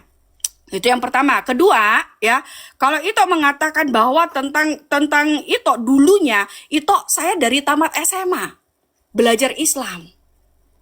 Dari tamat SMA, boleh tanya, itu kan orang Medan ya. Itu boleh tanya, mungkin beberapa orang kenal sama keluarga saya di sini. Ada yang kenal. Nah, yang polisi berkumis itu. Nah, itu kalau itu tahu, umur saya waktu SMA itu toh, kelas 3 SMA. Ini teman-teman SMA saya pasti ada nonton di sini. Dan mereka tahu mereka tahu ini saya dulunya gitu. Waktu saya SMA kelas 3 itu, saya itu sudah bawa sejadah sama telekung. Saya sudah belajar sholat. Sehingga apa? Saya mempelajari Islam, tetapi belum pernah namanya syahadat. Sampai saya menikah. Cuma saya mempelajari agama Islam, ya, saya diberikan sejadah, saya diberikan mukena, tapi saya belum pernah syahadat. Saya belajar puasa, saya belajar semua, saya belajar sampai saya umur 28 tahun itu. Sampai saya menikah. Dan selama saya sampai berpikir, kenapa selama umur 28 ini saya lagi mencari-cari Tuhan, gitu loh. Kenapa hidup saya itu, makanya si Loding pernah bilang, Bang Loding mengatakan seperti ini, ya. Ica, dulu lu tuh sesat begini. Iya betul Bang Loding, kenapa dulu aku itu meninggalkan Tuhan Yesus, ingat gak Bang Loding? Nah, kenapa dulu aku, sehingga apa? Aku minta sama Tuhan. Aku bilang, pada saat umur saya 28, saya menikah, dan selama berapa bulan saya menikah, itu saya ada jatuh, yang ibaratkan kita itu di rumah tangga saya itu lagi ada jatuh, dan saya minta sama Tuhan, bukan berbicara tentang perceraian ya, tetapi ada ibaratkan dalam rumah tangga, saya minta sama Tuhan. Saya bilang gini, saya belum pernah dari dari SMA sampai umur 28 saya belum pernah menginjak gereja. Yang saya injak itu musola atau masjid. Saya sholat, saya apa, tapi saya nggak pernah. Karena saya pengen belajar. Tetapi itu, ya, makanya saya bilang, sampai pada saat ini kesaksian ya itu, ya, supaya itu mengerti. Gitu ya. Kenapa? Pada saat itu saya tidak pernah gereja, akhirnya saya pernah gereja, saya bilang sama Tuhan, Tuhan, aku ingin melayani Engkau. Bantu aku Tuhan, tolong aku Tuhan. Kalau memang Engkau ada Tuhan, kuatkan imanku untuk aku melayani Engkau. Puji Tuhan, gitu loh. Makanya kita kebalik itu. Kita kebalik. Kenapa dari umur dari SMA sampai 28 tahun kok hidayah itu nggak ada, gitu loh. Kenapa Tuhan menguatkan iman saya? Sampai saya pada saat apa namanya? Sampai saya itu pernah mau masuk Islam lagi itu. Waktu saya berpisah, akhirnya saya berpikir, udahlah saya mau masuk Islam lagi aja lah. Karena ibaratkan galau, tetapi apa? Saya dipertemukan di pertiktokan ini supaya saya lebih dekat dengan Tuhan dan mengetahui, puji Tuhan itu iman saya kembali lagi kepada iman Katolik yang sangat luar biasa, yang mengikuti tentang tradisi dan firman Tuhan. Ayo itu, masih mumpung, masih ada waktu, pulang yuk, pulang. Nah gitu itu, ini kita berbagi aja ya itu ya, kita sharing ya itu ya. Nah, kalau misalkan ada yang bilang saya itu bohong, teman-teman SMA saya pasti ada tahu di sini. Ya, teman-teman SMA saya pasti melihat dan tahu di sini, gitu. Jadi makanya saya pernah Islam. Hah? Pernah Islam. Saya pernah belajar. Enggak, tadi tuh bilang kembali lagi ke Islam. Ke Kristen lah, kan aku udah balik ke Kristen. Enggak, tadi tuh bilang setelah masalah sama rumah tangga. Ya, aku sempat berpikir mau kembali lagi ke Islam. Pernah. Sampai saya bilang, saya mau balik lagi. Maksudnya saya mau belajar lagi tentang keislaman Oh ini. gitu, belajar. Tadi Tok bilang kembali lagi ke Islam. Kita nangkepnya itu berarti pernah Islam. Maksudnya kembali belajar lagi. Nah, tapi entah kenapa, pada saat saya berpisah, itu kan otak saya lagi galau. Udah mama saya meninggal, ya kan, udah gitu gara-gara perceraian, bapak saya stroke, pokoknya inilah. Akhirnya saya mau belajar Islam lagi lah. Saya sudah menentukan itu. Karena apa? Karena kok hidup saya begini. Ternyata itu Tuhan kasih saya ke TikTok ini, untuk saya memperdalam ilmu iman saya. Karena selama 11 tahun saya membaca Alkitab, saya bilang, Tuhan, saya tidak mengerti artinya. Saya tidak paham Tuhan. Tetapi hikmat itu mengatakan baca saja. Karena saya itu masih belajar. Ternyata disinilah saya belajar mengetahui ya. Terima kasih banyak itu.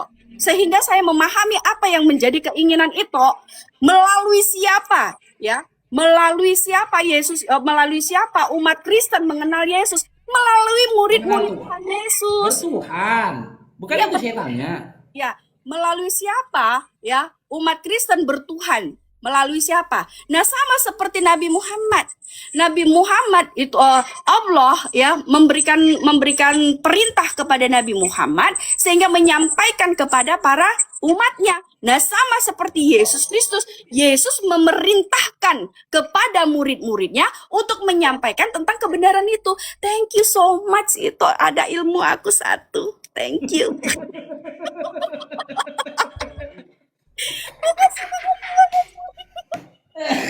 Akhirnya Berarti itu mau katakan Kristen itu bertuhan melalui murid-muridnya Yesus gitu. Kristen itu bertuhan melalui murid-muridnya Yesus gitu. kan dari pengajarannya itu sama seperti Nabi Muhammad. Nabi Muhammad taunya pengikut Nabi Muhammad taunya bertuhan Allah itu dari siapa? Dari Nabi Muhammad SAW. Kami bertuhan melalui Nabi Muhammad SAW. Kristen bertuhan melalui siapa itu? Murid-murid Tuhan Yesus. Berarti arti kata Kristen pengikut-pengikut murid-murid Yesus. Ya, Kristen itu kan awalnya kan dari murid-murid Tuhan Yesus. Iya, arti Kristen berarti pengikut-pengikut murid Yesus gitu. Yesus Kristus. Loh, berarti kalian bertuhan melalui Yesus.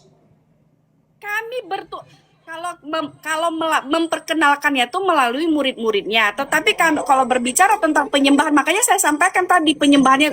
Kalau berbicara tentang penyembahan, kami menyembah Allah Bapa melalui anaknya yang tunggal, yaitu Yesus Kristus. Gitu Ya loh. sudah, berarti kalian bertuhan melalui siapa? Guys, tap layar.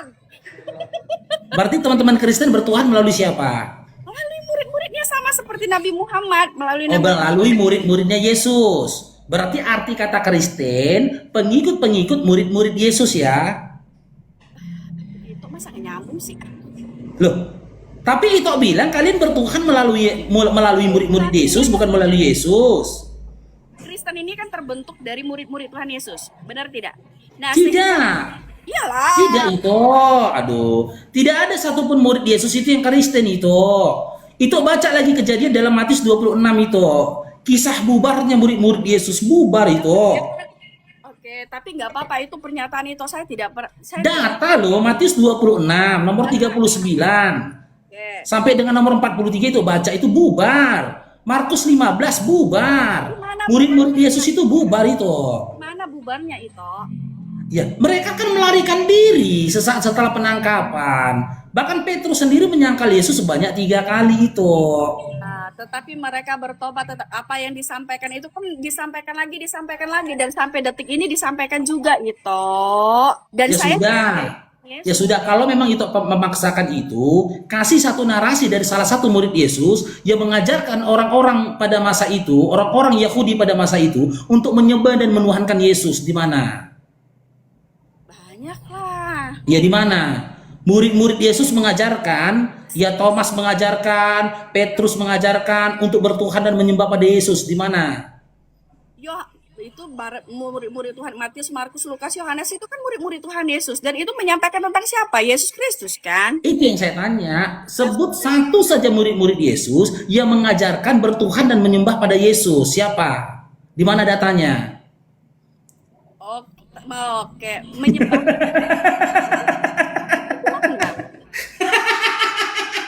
Nggak apa-apa, nggak ada masalah.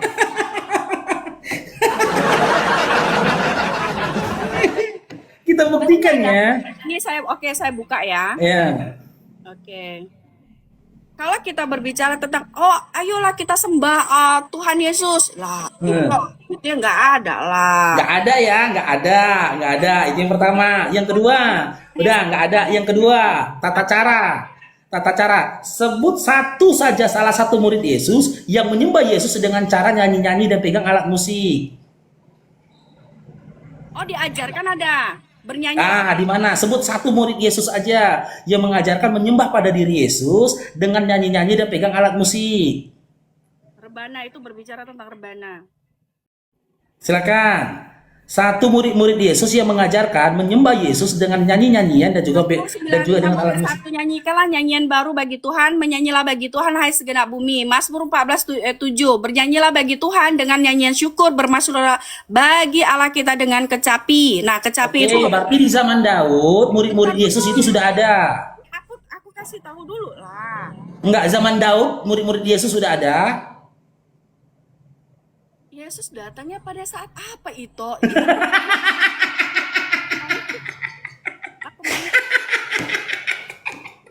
Makanya ku tanya tadi itu, yang ku tanya murid-murid. Kan kau yang bilang kan, kalian bertuhan melalui murid-muridnya Yesus, kan gitu. Itu udah akui di pertama. Tidak ada murid-murid mengajarkan bertuhan dan menyembah pada Yesus secara eksplisit. Oke. Yang kedua saya tanya, tata cara peribadatan kalian, kalau memang melalui murid-murid Yesus kalian bertuhan, di mana murid-murid Yesus mengajarkan kalian untuk nyanyi-nyanyi dan menggunakan alat musik untuk menyembah pada diri Yesus. Lah malahan itu kasih data kitab Mazmur. Di Mazmur kan belum lahir murid-muridnya Yesus. Tapi kan itu termasuk nih, oke saya kasih paham ya. Begini, nggak ada masalah kalau misalkan itu mau tertawa lepas, itu haknya itu. Tetapi kita kembali lagi kepada firman Tuhan yang mengatakan pergilah ke seluruh bangsa, sampaikanlah kepada seluruh umat. Nah, apakah itu disampaikan kepada siapa? Murid Tuhan Yesus. Dan murid Tuhan Yesus menyampaikan kepada siapa? Murid Tuhan Yesus. Murid Tuhan Yesus menyampaikan siapa? Dan saya pun disampaikan ini. Dan saya pun murid Tuhan Yesus. Tetapi kalau kita berbicara tentang, kalau itu meminta ayat Alkitabnya, saya sudah berikan tadi. Nah, di mana ayatnya Ica? Apakah pada saat itu dia dikatakan murid Tuhan Yesus itu bermazmur? Apakah mereka bermazmur tidak diberitahukan? Itu berbicara tentang semua yang kalau berbicara itu juga murid Tuhan Yesus menyampaikan tentang, dan berkata Efesus, Yakobus, jika ada seorang di antara kamu yang menderita, baiklah ia berdoa, jika ada yang bergembira, baiklah ia bernyanyi nyanyian pujian. Itu banyak itu di Alkitab gitu loh. Enggak, yang saya tanyakan itu, sebut satu ayat dalam Bible di mana murid-murid Yesus mengajarkan menyembah dan menuhankan Yesus dengan nyanyi-nyanyian dan alat musik. Kalau itu jadikan kita Mazmur sebagai dalil, di Mazmur kan di zaman Daud kan murid-murid Yesus kan belum lahir. Tetapi pada zaman itu apakah mereka itu tidak ada yang menjadi pengikut Yesus Kristus? Itu yang menjadi pertanyaan saya. Itu satu pun di antara murid-murid Yesus nggak ada satria bergitar itu. Satria bergitar bertuhan itu baru ada di zaman sekarang. Di zamannya Yesus nggak ada satria bergitar. Petrus kemana-mana nggak pernah nenteng piano. Kan gitu, Markus kemana-mana nggak pernah nenteng gitar. Nggak ada itu. Satria bergitar itu baru ada di zaman sekarang. Di zaman dulu nggak ada itu. Jujur saja lah katakan itu tidak ada. Tidak ada itu gitu loh. Jangan itu berupaya berkeliat lari ke sana kemari. Cuman ya begitu aja lah Bang Lodingnya. Saya makasih banyak sama Bang Loding. Udah itu aku ada kerjaan ini Ica. Ya, nggak apa-apa. Aku makasih banyak sama Bang Loding sama Ica. Ya alhamdulillah diskusi hari ini ya sangat memuaskan ya buat Bang Faruk sendiri sangat senang bisa menyampaikan data-data yang ada, bisa menyampaikan narasi-narasi yang ada. Itu Ica pun seperti itu. Dan bagi teman-teman di bawah, fahamilah ya namanya juga berapologet ya. Inilah ruh dari apologet. Ruh dari berapologet itu berupaya membela keimanan masing-masing, kepercayaan masing-masing gitu loh. Ya, selama tidak ada hujatan, tidak ada makian, tidak ada penghinaan, itu pasti apologet. Kalau ngeyel itu biasa teman-teman, namanya juga apologet. Gak berapologet namanya kalau itu Ica ini gak membela imannya. Dan gak berapologet juga aku katakan kalau aku tidak membela imanku. Tapi ketika sudah ada cacian, makian, hinaan gitu loh. Apalagi hujatan itu bukan berapologet lagi namanya, tapi sudah bertengkar kan gitu. Dan ruh dari berdiskusi itu bertukar informasi guna menambah wawasan dan pengetahuan satu sama lain. Bukan bertukar kebencian, bukan bertukar fitnahan, cacian, bahkan hujatan. Ya, sekali lagi makasih banyak Bang Loding, ya Ito Ica, bagi teman-teman di bawah ya, makasih banyak teman-teman Ya. ya atas supportnya semua. Ya izin dulu Bang Lodingnya. Assalamualaikum warahmatullahi wabarakatuh. Ya Bang Jazakallah Farouk, khair. terima kasih. Waalaikumsalam warahmatullahi wabarakatuh. Nah, Ca, luar biasa pertahanan Ica ya, luar biasa memang is the best. Tapi kepahaman yang Ica sampaikan tadi itu Ica dapat dari siapa, Ca? Alkitab. Dari kitab. Dari kitab. Itu Ica baca dari mana? Dari Kejadian sampai Wahyu atau dari Wahyu sampai Kejadian ulang? Dari Kejadian sampai saya sudah bilang, ini kesaksian sedikit ya. Dari saya awal menikah itu saya 10 tahun lah kita bilang, saya rumah tangga saya ya. Itu saya baca Alkitab itu kayak saya makan obat. Tapi saya nggak, Makan obat. ya. Jadi kalau misalkan saya nggak baca Alkitab, saya seperti kayak gimana gitu. Orang Maksudnya, gila. kalau dibilang Kayak orang gila begitu. maksudnya Oh iya. kayak ada kekurangan, kayak kita ada kurang, kayaknya ada kurang dalam hidup kita apa sih gitu loh. Nah, sehingga pada saat saya membaca Alkitab, pada saat saya sendiri, saya selalu minta sama Tuhan, dalam hati saya nih ya, Tuhan bantu aku, Tuhan kasih aku hikmat supaya aku mengerti firman-Mu, bukan kehendakku tetapi kehendak-Mu. Nah, coba kalau begitu coba yang Ica bisa menjelaskan kepada saya sedikit saja di Matius 12:15 itu. Itu bagaimana menurut Ica itu? Matius 12:15. Coba Ica baca perikopnya di situ. Ica buka di HP kah? Enggak, ini Alkitab Katolik. Oh iya. Coba kalau di buku yang A, ya coba. Matius 12:15. Apa bunyi perikopnya di situ? Matius 12 ayat 15 ya. 15. Ya, Oke, perikopnya yang A. Yesus hamba Tuhan. Nah, Yesus hamba Tuhan.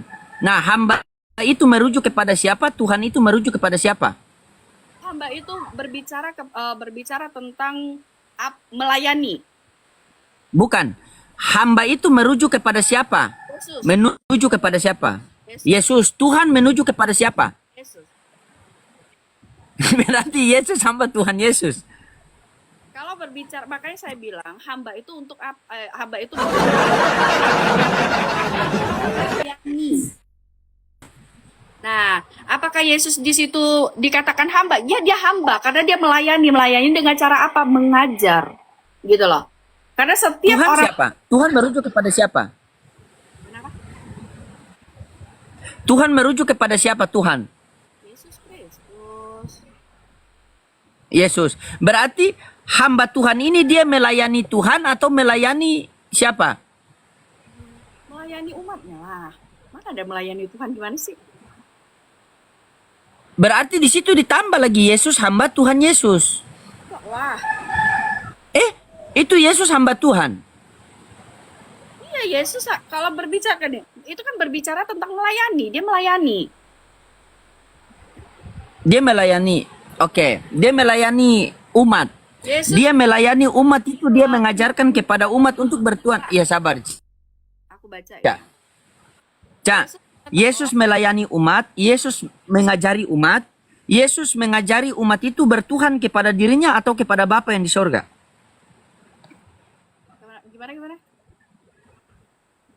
Yesus mengajari umat-umat itu untuk bertuhan kepada dirinya atau kepada Bapa yang di sorga. Yesus, oke. Di situ Yesus memberitahukan, mengajarkan bahwa memperkenalkan tentang Allah Bapa ini. Iya, Yesus mengajari murid-muridnya itu bertuhan kepada dirinya atau kepada Bapa yang di sorga. Mengajarkan macet.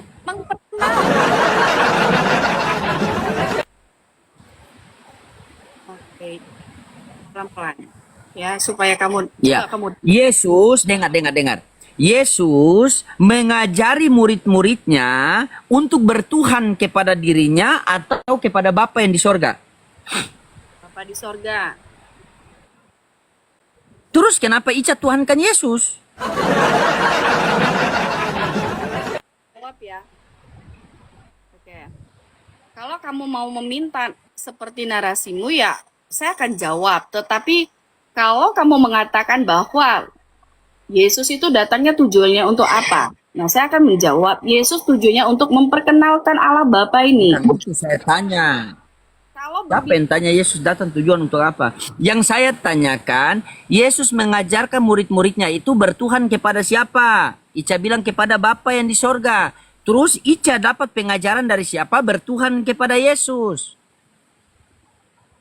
Contoh kalau Islam, Islam dapat pengajaran dari mana bertuhan kepada Allah? Dari Nabi Muhammad. Nabi Muhammad mengajarkan kita untuk bertuhan kepada Allah Subhanahu wa taala. Begitu. Nah, sekarang Ica mendapatkan pengajaran dari siapa? Bertuhan kepada Yesus. Sementara Ica sendiri mengatakan bahwa Yesus mengajarkan murid-muridnya bertuhan kepada Bapa. Ya, oke. Begitu, sayang. Sayang. Kembali lagi kepada konteks yang awal. Oke, kalau berbicara tentang pengajaran, ya, siapa yang memperkenalkan Tuhan? Yaitu murid-murid Tuhan Yesus. Nah, sama seperti yang tadi saya sampaikan, gitu. Gini. Oke, murid-murid Tuhan Yesus. Ya, murid-murid Tuhan Yesus. Ica mendapatkan pengajaran dari siapa bertuhan kepada Yesus? Murid-muridnya.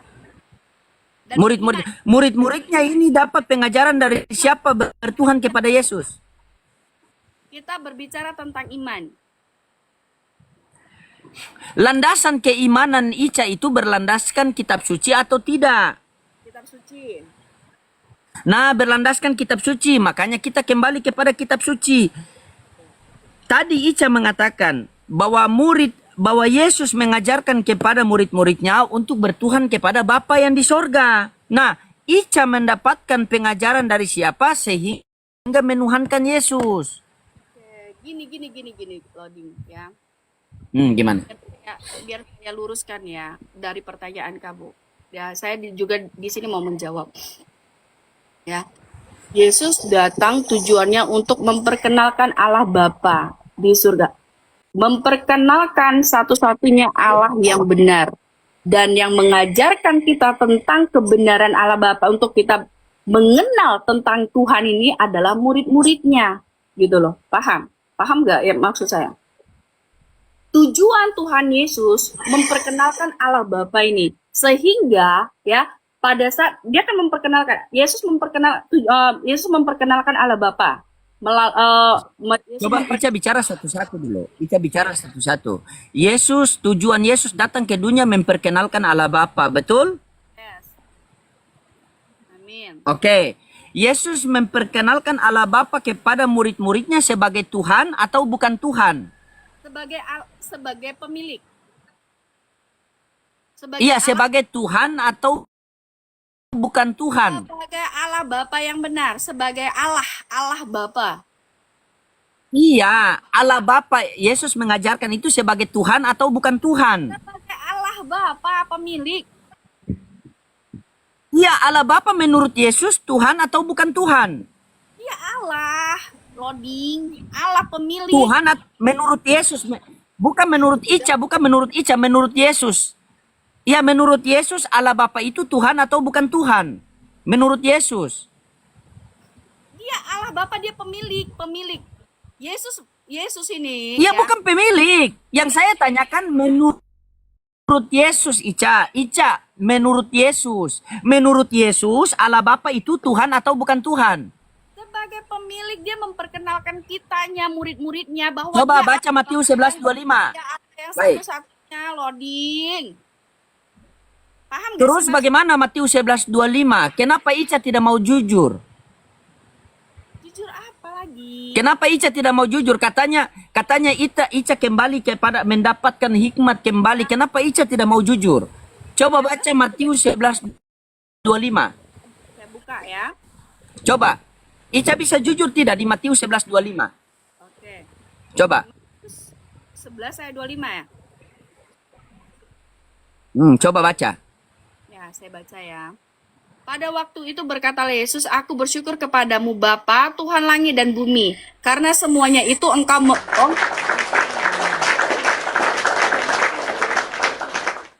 Menurut Yesus Bapa itu siapa? Allah Bapa. Itu yang tertulis menurut Yesus, yang tertulis itu siapa? Yang tertulis tuh. Iya, itu yang tertulis apa? Dibilang Allah Bapa, Tuhan langit dan bumi. Yang tertulis itu yang Ica baca tadi tuh. Apa itu Ica baca tadi? Bapa. Tadi Ica baca apa? Pada waktu itu berkatalah Yesus, aku bersyukur kepadamu siapa? Minta yang gimana-gimana ya nggak bisa.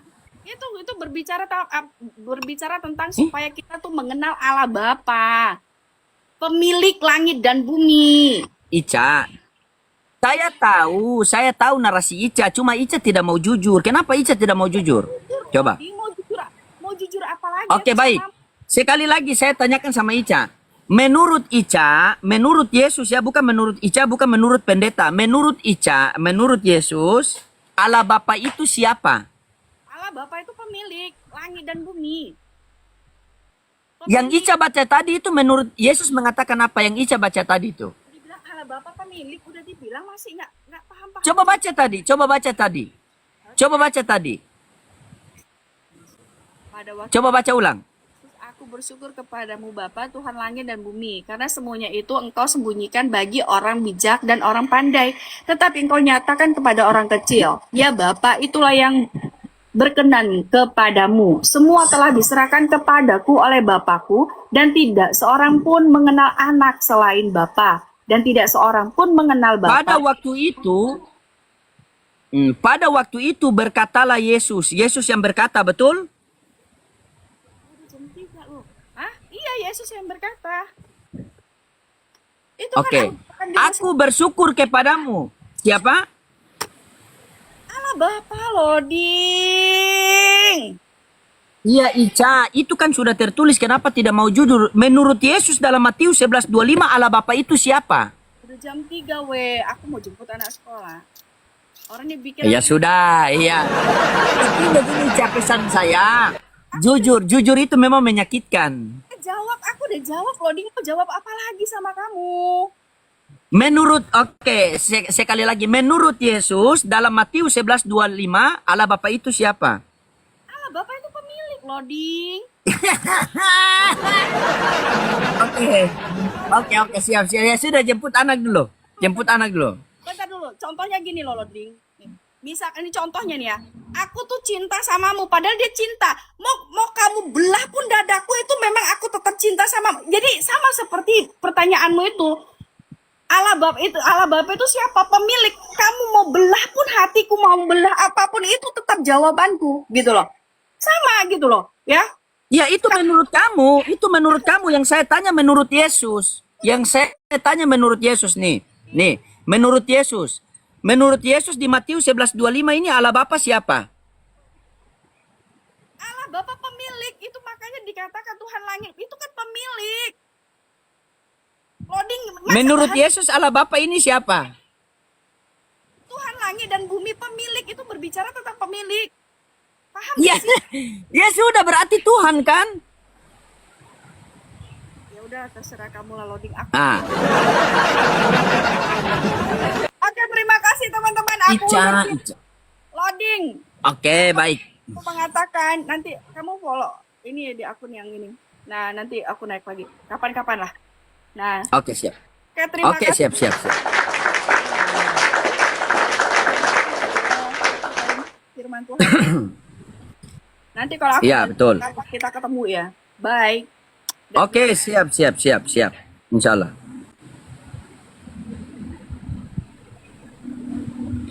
Oke, itulah teman-temannya.